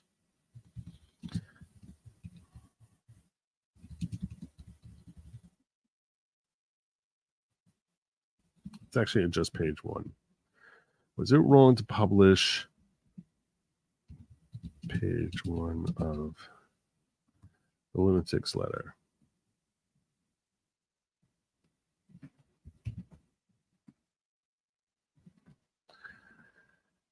All right. The number to call, in case you're wondering, in case that's on your agenda, is 972-454-0703. 972-454-0703. Let's let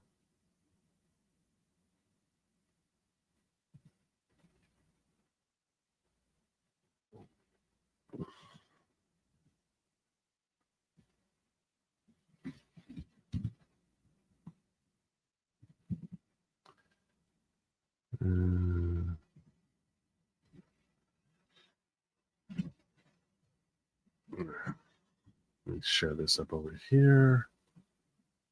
I'm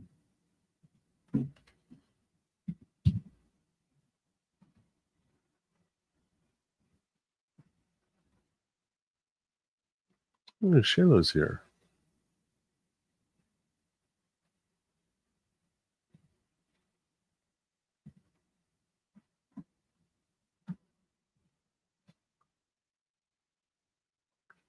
Look at Jacob beating everyone to the punch.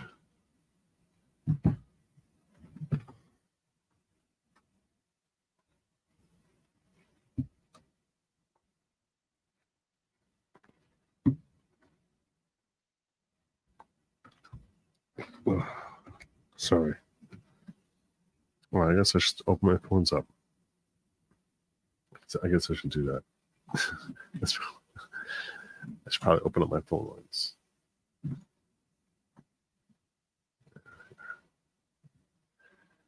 Do.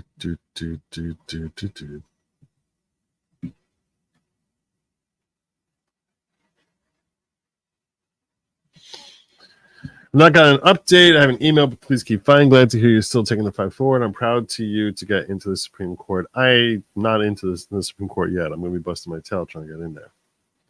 But I'm definitely not in there yet. Definitely that has not happened. I haven't gotten in there yet. Publishing makes the administrative state complicit. You think so? You think it does? I don't know. It's not like they just published it out of the blue. This is the thing that it's not like there was no reason to publish it. There was every reason to publish it. There was every benefit to publishing it. I mean, they're trying to. I'm not saying that it was necessary. It was necessary to do it the way they did it, but I think that there's.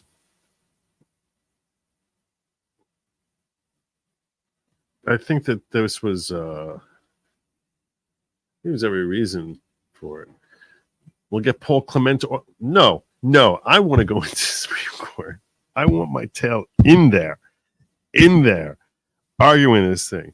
Every time I heard someone argue this thing, every time I heard someone try to make this case, I'm like, you know what? No, I present it more strongly. No, I want to go in there.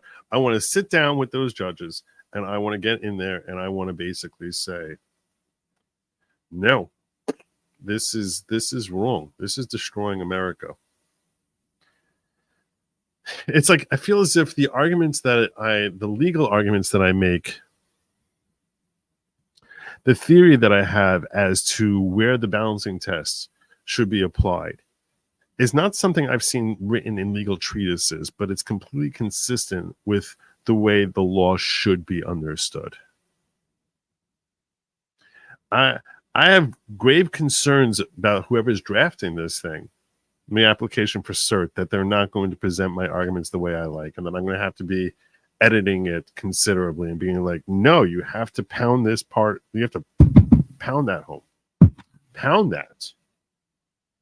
That this is not something that could ever be engaged when you don't have constitutional rights on both sides of the balancing ledger.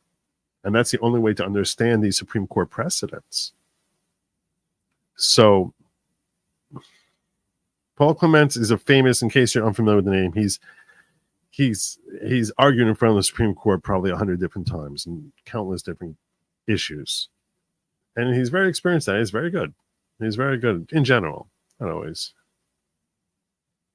I did get I got my 100K subscriber plaque. I plan on opening it when I have my celebratory stream, which hopefully is going to be Sunday. Our meet, she's all 1A or Leslie McAdoo Gordon.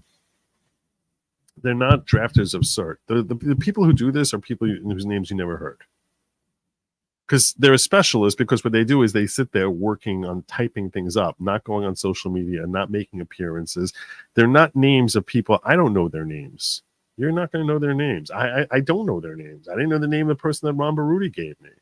It's not like a celebrity. You can name a lot of great attorneys out there who are phenomenal.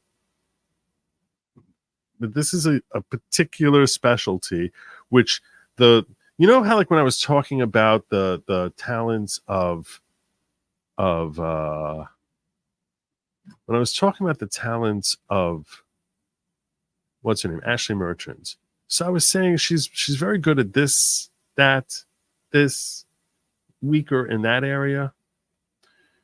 Because every individual has different talents and different strengths. So too, like, you know, someone who's really good at, develops a real skill at drafting applications to get cert granted by the Supreme Court, they're probably not going to be someone who's going to be a very engaging person at arguing, you know, in oral arguments, or engaging personality on social media. It's just a different skill set. There could be overlap, but it's the ability to use your pen effectively is not at all the same as oratory skills. There's a little overlap. There's some overlap. Some people are really great at both. But it's probably not going to be someone that... The person who's going to end up drafting this for me is probably not someone I've ever heard of before, you've ever heard before. First page publication, I think it was tired, overworked bureaucrats just did their job and didn't think much about it. That I don't believe. That I don't think is likely, Anne. The reason I don't think that's likely is because they know, their office knows that every filing they put on this case is going to be scrutinized by the world.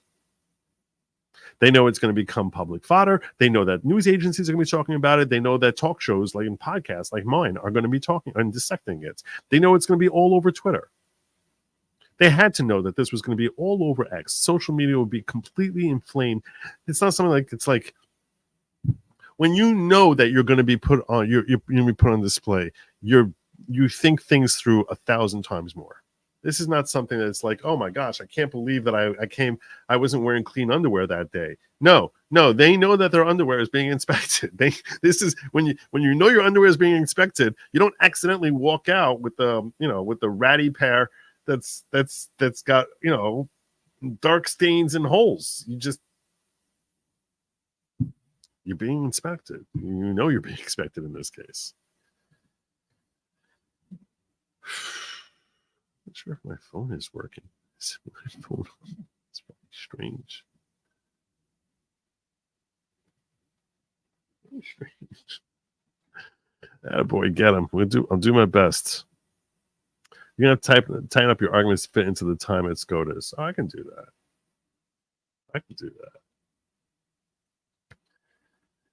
I can shear it down. Shear the whole thing down. That I can do. I'm not worried about that.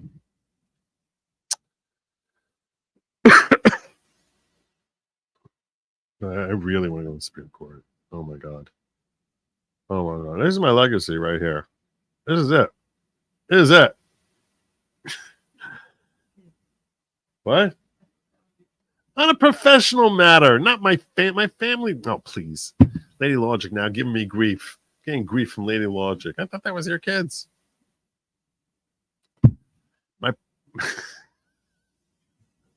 Thanks, hon.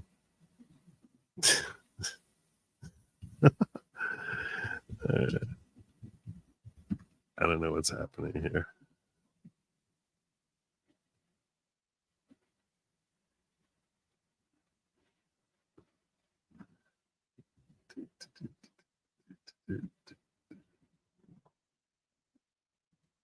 Check this.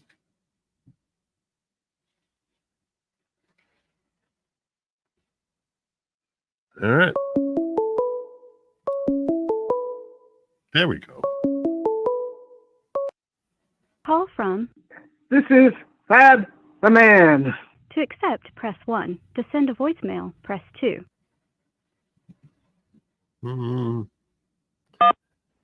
Thaddeus. Hey. How are you, brother? I'm okay. Tired because it's late. Yeah, it is late. It is late. Plus, I burned out trying to watch 2 football games at once. That's annoying, isn't it? Yeah, it is. Well, I mean, the Bills game ended at halftime, so it was over at halftime. Yeah. Plus, who was watching after halftime? There you go. The only reason you tune in once in a while to see if they go like to 50. I guess. Okay. So what are your thoughts? What are your thoughts here about publishing this? About publishing the letter? It might be part of a plan. When I was a kid, I read science fiction magazines. You don't say. Yeah. And there was this they would have some articles in there too, talking about things. And one was how to commit the perfect murder. And the way they describe the perfect murder is this.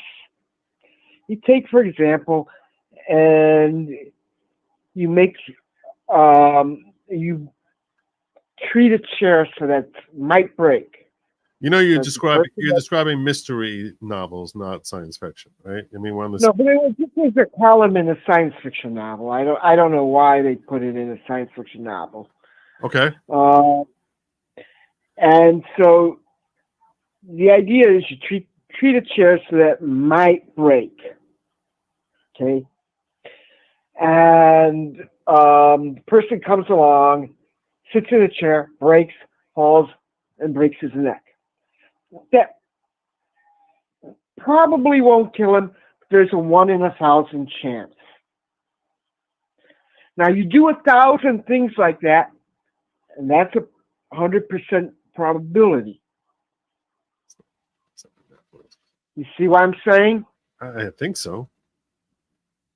So just set up a bunch of little accidental things that all add up to where inevitably the guy dies. And I think that's kind of what they're trying to do with Trump. They're kind of like, well, we'll let this guy sneak in. We'll let this other guy sneak in. We'll publish his paper, maybe some crazy. And then just let's give them opportunity after opportunity. The people that want to kill him. They're the airline problems, which maybe are accidents, maybe not. Which airline problem referring to? And you just do it enough, and you get him. But I think I hate I don't think probability works the way you think it does. If something's 1 in 1,000 chance and you do it 1,000 times, it doesn't become 100% certainty. No, it doesn't become exactly 100%. I don't want to do the math off my head. Right. It'll become like 89%. But you do it, so a thing in 1 in 1,000, you do it 10,000 times. And then you're never going to get to 100%, but you're going to get pretty close. You're going look, it's more likely than if you have only one in 1,000. I'll give you that. I'll give you that. But yeah. Someone says 89. 89% is the right number there. So there you go. That's what Dustin's saying. It's 89%. I haven't done the math myself. But if he survives to election day, he should at that point get full Secret Service protection. He's supposed to have that now. He's supposed to. And now that's supposed. No, they said he doesn't get. Well, not like the president does. Right, that's true. That's true. Not like Zelensky, by the way, too. Did you see that? Like, yeah, I didn't see that, but I'm not surprised. That he went to Pennsylvania. He trashed on Trump, signed a bunch of bombs with Shapiro. Oh, but he was surrounded by more security than Trump was. All right. Of course, he's got a dangerous enemy who may have been. Might want him dead. Yeah. Oh, look, I'm gonna tell you this: that 12% of your thoughts here were 100% correct. So. Oh, I have one question though. By the way, you should understand there are two ways of making lab meat. Are there? I don't want to know anything about that. Really? Well, one way is just to cut off a piece of the cow and put it in nutrient and let it keep growing. I don't know. You just got to make a good nutrient math.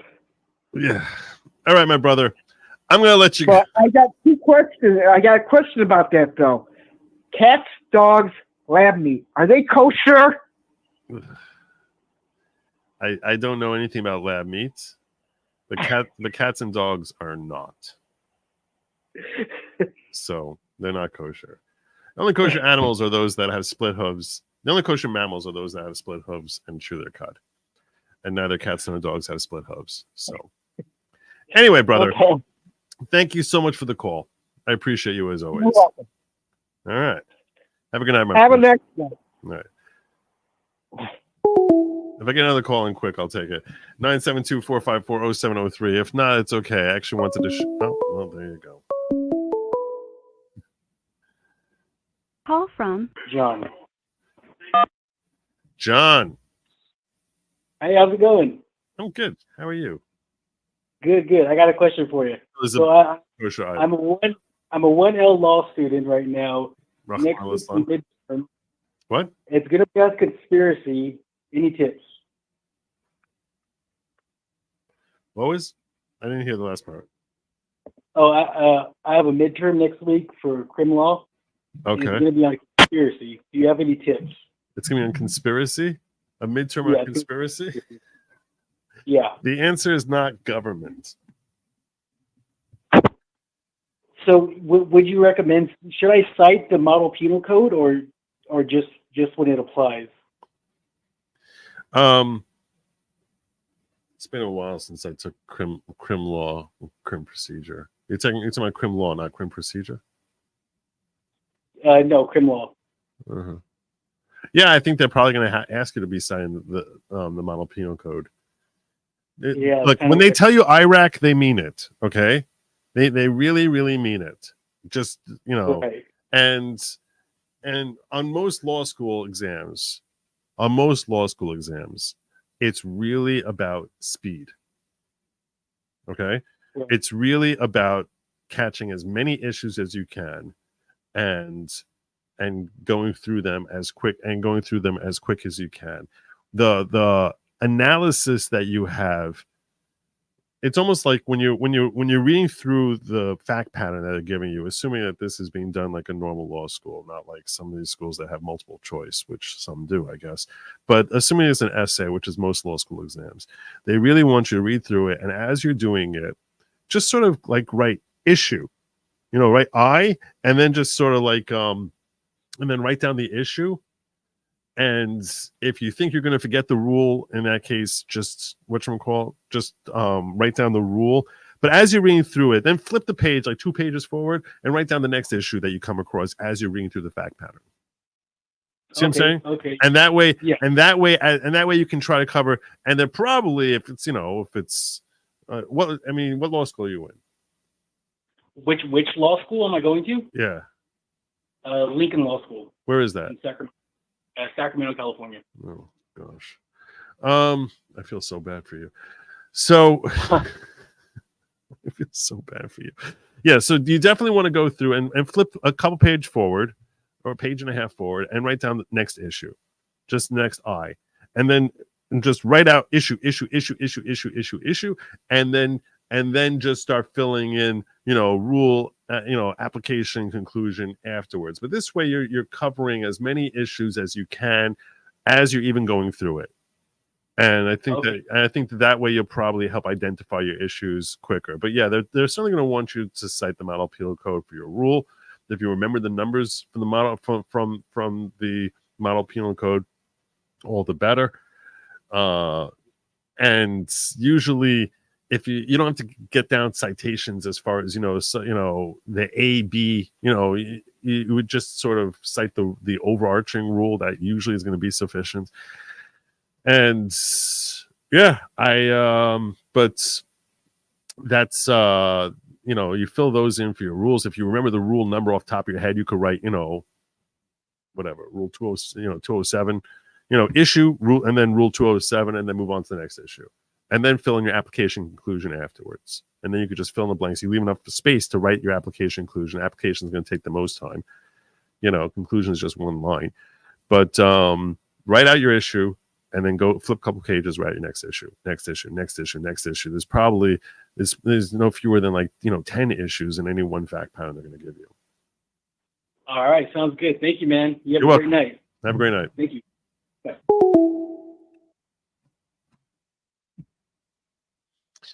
All right. And good luck. And good luck. Yes, the topic was law school advice. The topic was it wrong of them to release it? But apparently, people don't really care that much. So I'm okay with that. I don't need to do this. I don't need to do this. I wanted to share with you one more funny thing here. One more funny thing before I let you guys go. Here we go. Call from Karen. Good evening, Karen. How are you? Hello, Mr. Newman. Oh, good. I'm sorry. That's all right. I'm a little nervous here. Don't be. This is the only one who can actually look stupid or ugly is me. So you're in a totally safe zone. For all anyone knows, you're any of a million other Karens. Oh, okay. Listen. Okay, I was thinking about this whole assassination stuff, right? And there is certain things I don't understand. The first thing I remember was when they investigated the first attempt, Thomas, and Butler, yeah. Right. I saw that one where they afterwards, there was a representative of the House who went through the hallway and interviewer asked him, what happened? And he said something to the effect that, well, if I tell you what we found out, you will be shocked. Oh, so I think you're referring to a senator. You're referring to a senator. Who's that really, really old guy? I know who you're talking about. Yeah, and we have no answer. I have no clue what it is. They never talk about it again. Yeah, that was a week ago, and he said we're going to hear about it. You will be shocked. By the weekend. He's like, Blumenthal. It was Senator Blumenthal, and we haven't heard it yet. And you're right. And I don't know what happened with that. It's a very good question. I forgot about it. So I think this is weird. And the second one was Matt Gaetz was on Spaces or something. He comes on Spaces. I think he was. I've spoken to him on Spaces before. I've had the privilege of talking to Matt Gaetz, Alex Jones. Spaces is the only place I actually get to meet these folks. Chip Roy, Thomas Massey. So Matt Gaetz I've actually engaged with on Spaces. He's one of the people who's fairly frequent in joining on Spaces. He appreciates the value of social media. Right. But there was yesterday or something, and I don't know if it was on Tim Pool or the podcast of the Lotus Eaters. I can't remember. But he said there are 5 entities who are trying to kill Trump. Who said this? Matt Gaetz. You have to find it. I don't know where I saw it. Tim Pool, Lotus Eaters, I can't remember. But he was talking about it, that 5 entities are after Trump to kill him. And he said... I wouldn't be surprised. Yeah, and he said the FBI, the CIA, the DOJ, the White House, and Iran. no, he said 2 of them are international and 3 of them are domestic. But he didn't elaborate, so I have no clue who this is. Someone's saying that this happened on Benny Johnson. I'm unfamiliar with this, though. I didn't hear Matt Gaetz say that. Yes, you can look it up, right? And now we have this letter, and I don't know what to make of it. People are confirming that there were 3 international and 2 domestic. Right. And I don't know what to make of this whole thing. This is totally chaotic. Nobody's talking about anything. Everything is like hush-hush. You got this letter with no explanation.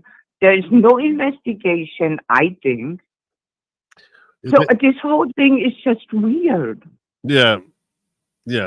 I agree with you that we're kept in the dark. Yeah, in the dark for extended periods of time. And it's basically like the public will take what we give them whenever we decide to give it to them. And it's very frustrating. I'm on the same page. I have no more access than you have. So I'm as frustrated as you are. I will tell you this, that I just want to respond to Lily who said that I thought I saw the feds block DeSantis from prosecuting this guy. That's not accurate from any news reports I'm seeing here. The news agencies I'm not seeing anyone claiming it. Maybe they'd like to block him, but there's no news agencies reporting that he's being blocked. And last thing I see on DeSantis investigating this is 6 days ago about him launching his own probe, and nothing refuting that. So yeah, nothing.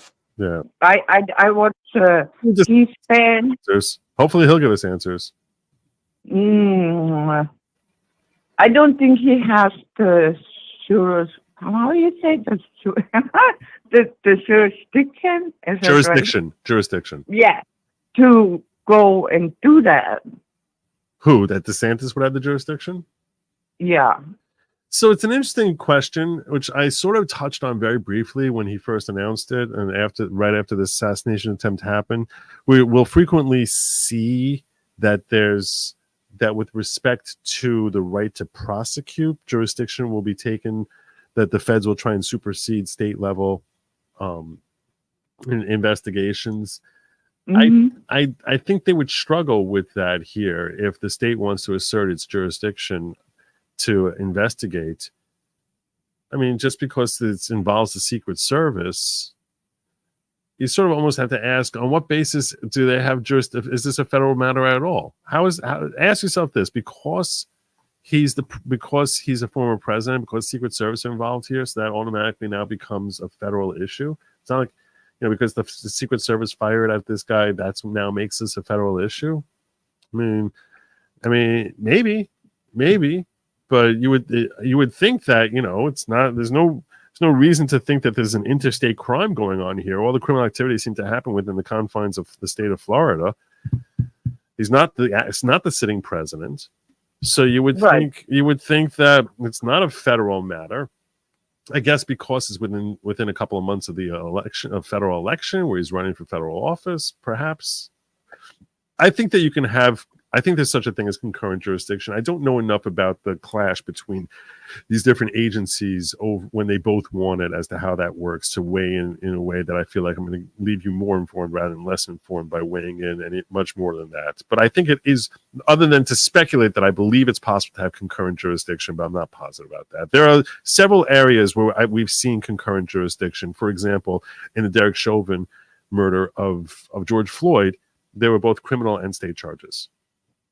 So now the criminal charges, they were both federal and state charges. The federal charges were based on there being potential violation of federal law, but we see sometimes that there is duality in both agencies asserting their authority, and that they sometimes end up working together. So if they want DeSantis to keep his nose out of it, they're going to have to come up with some sort of reason that this is not that Florida has no right to investigate this. But I think they would struggle on that score.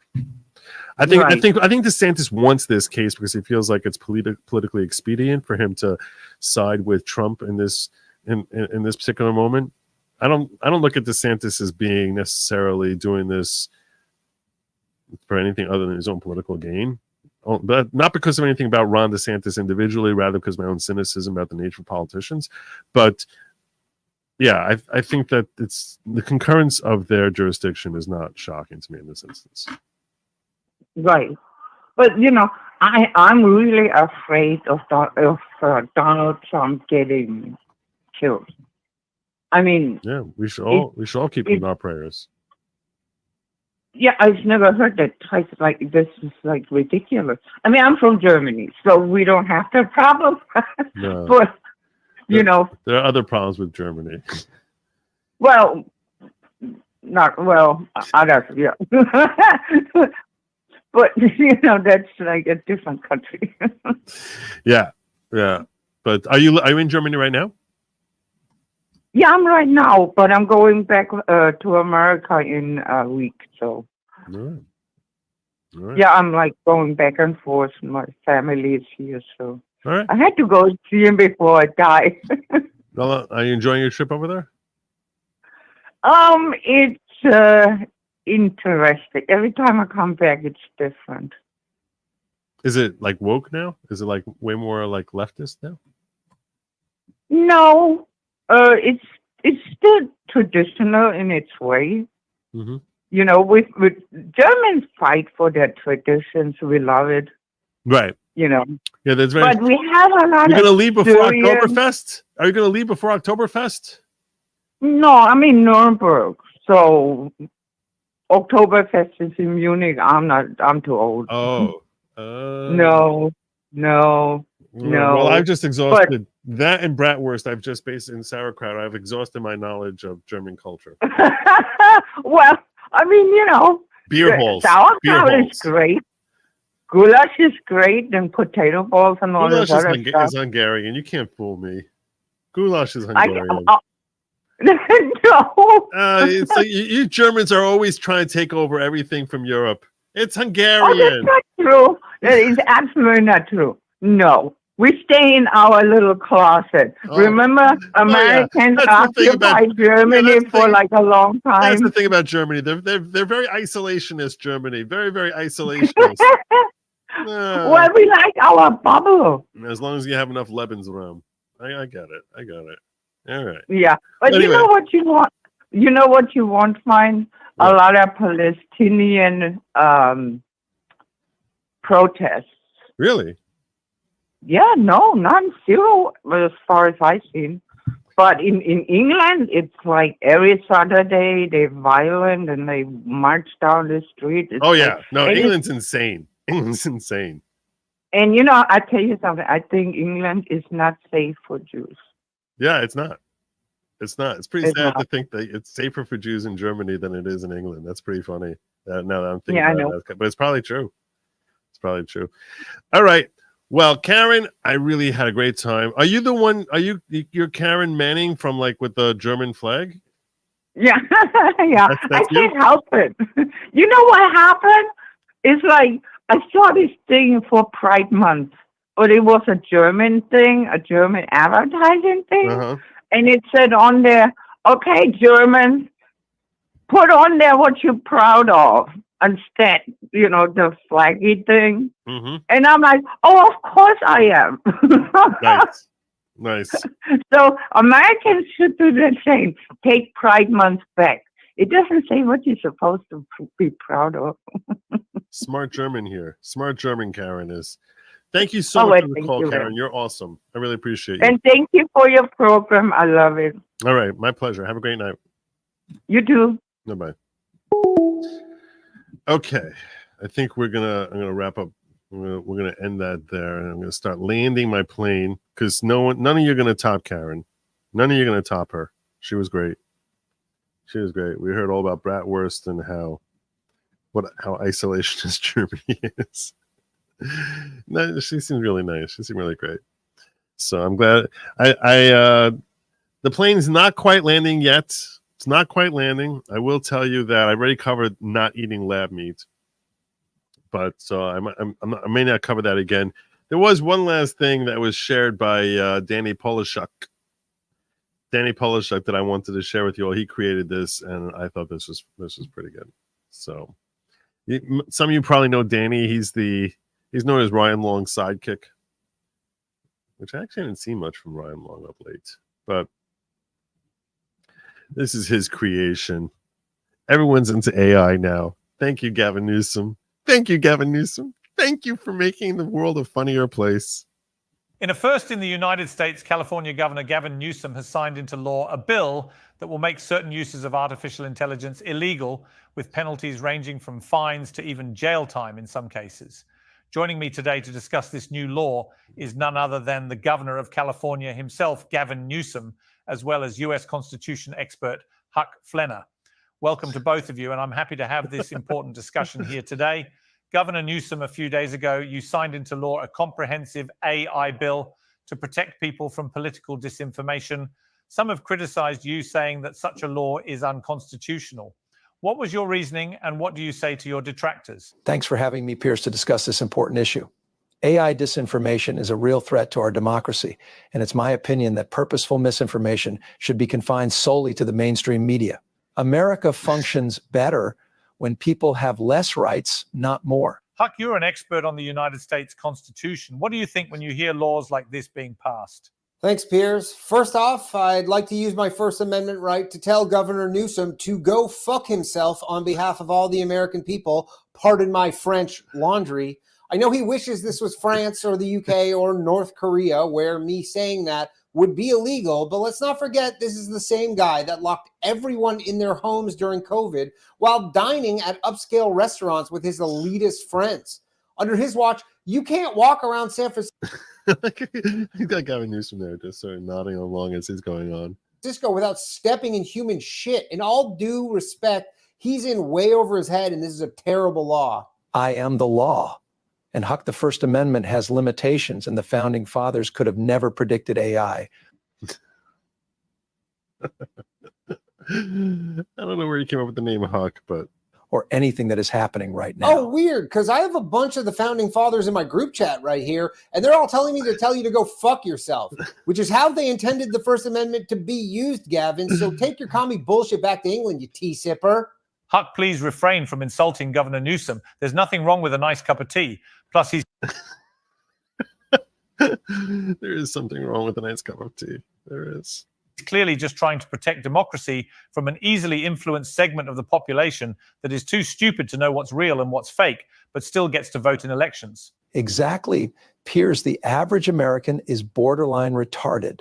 There's a reason our education system is a punchline all over the world.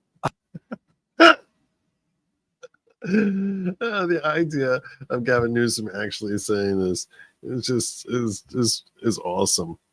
I'm merely trying to protect people from the dangerous misinformation that we can't control or produce. So if that means imprisoning people for jokes or fake videos, what's a few more people in our prison system? Governor Newsom, you stated that comedy and satire wouldn't be subject to these AI laws. Who defines what comedy is and what is actual misinformation? I'm glad you asked that because I consider myself a bit of a comedy nerd. My favorite shows of all time in order are Big Bang Theory, Young Sheldon, and all late-night talk shows since 2015. And in my opinion, Stephen Colbert deserves at least one Presidential Medal of Freedom, if not two. Jesus, that's some of the worst shit I've ever seen in my life. You see, Piers, this is why overreaching laws like this are so dangerous. You have this Patrick Bateman-looking asshole whose second favorite comedy show ever is Young Sheldon. I wonder if that's actually something he once said, that Danny's hitting him on this. I wonder if he actually went on record as saying that Young Sheldon is his second favorite comedy of all time. Oh my God. Deciding what comedy is when every show he just mentioned contains no traces of comedy whatsoever. Whoa. If you brought me on this show to listen to this asshat trash Young Sheldon, I'd much sooner leave than listen to him badmouth one of the greatest comedies of all time. And as Ronald Reagan famously once said, I'm from the government and I'm here to help. That is a famous thing he said, but not quite like that. That's not quite. I'm here from the government. I'm from the government. I'm here to help. Who doesn't want their government helping them know what is and isn't comedy? I mean, come on. That's not exactly what the former president said, Governor Newsom. Any final words from the both of you? Yeah, 2. Fuck you, Governor. I guess that was 3 words, but you know what I meant. Enjoy your freedom, everyone. You won't have it much longer at this rate. I'd just like to say, seriously, give Young Sheldon a shot. If you've never seen it, is criminally underrated. And the final episode is better than the last episode of Sopranos. Again with Young Sheldon? Are you fucking kidding me? Better than the last episode. That show blows. Thank you again to both of you for coming on today. Next episode, I'll be joined by Santa Claus and the Tooth Fairy to discuss the ethics of breaking into people's homes and the potential dangers this can lead to with the Second Amendment. See you all soon. There you go. There you go. In case some of you are unfamiliar with that Reagan quote. This is the Reagan quote that he was referencing here. I think you all know that I've always felt the 9 most terrifying words in the English language are, I'm from the government and I'm here to help. There you go. Can't end on a stronger note than that. Can't end on a stronger note than that. Other than to tell you all, because the plane's been circling for a while, don't eat the bugs. That's my show, and I'm sticking to it. I'm going to tell you all as I do a quick little check here. I'm good there. I'm good there. I think I'm good everywhere. I am good everywhere. And that means we're all good. Have a good night, my friends, and Godspeed.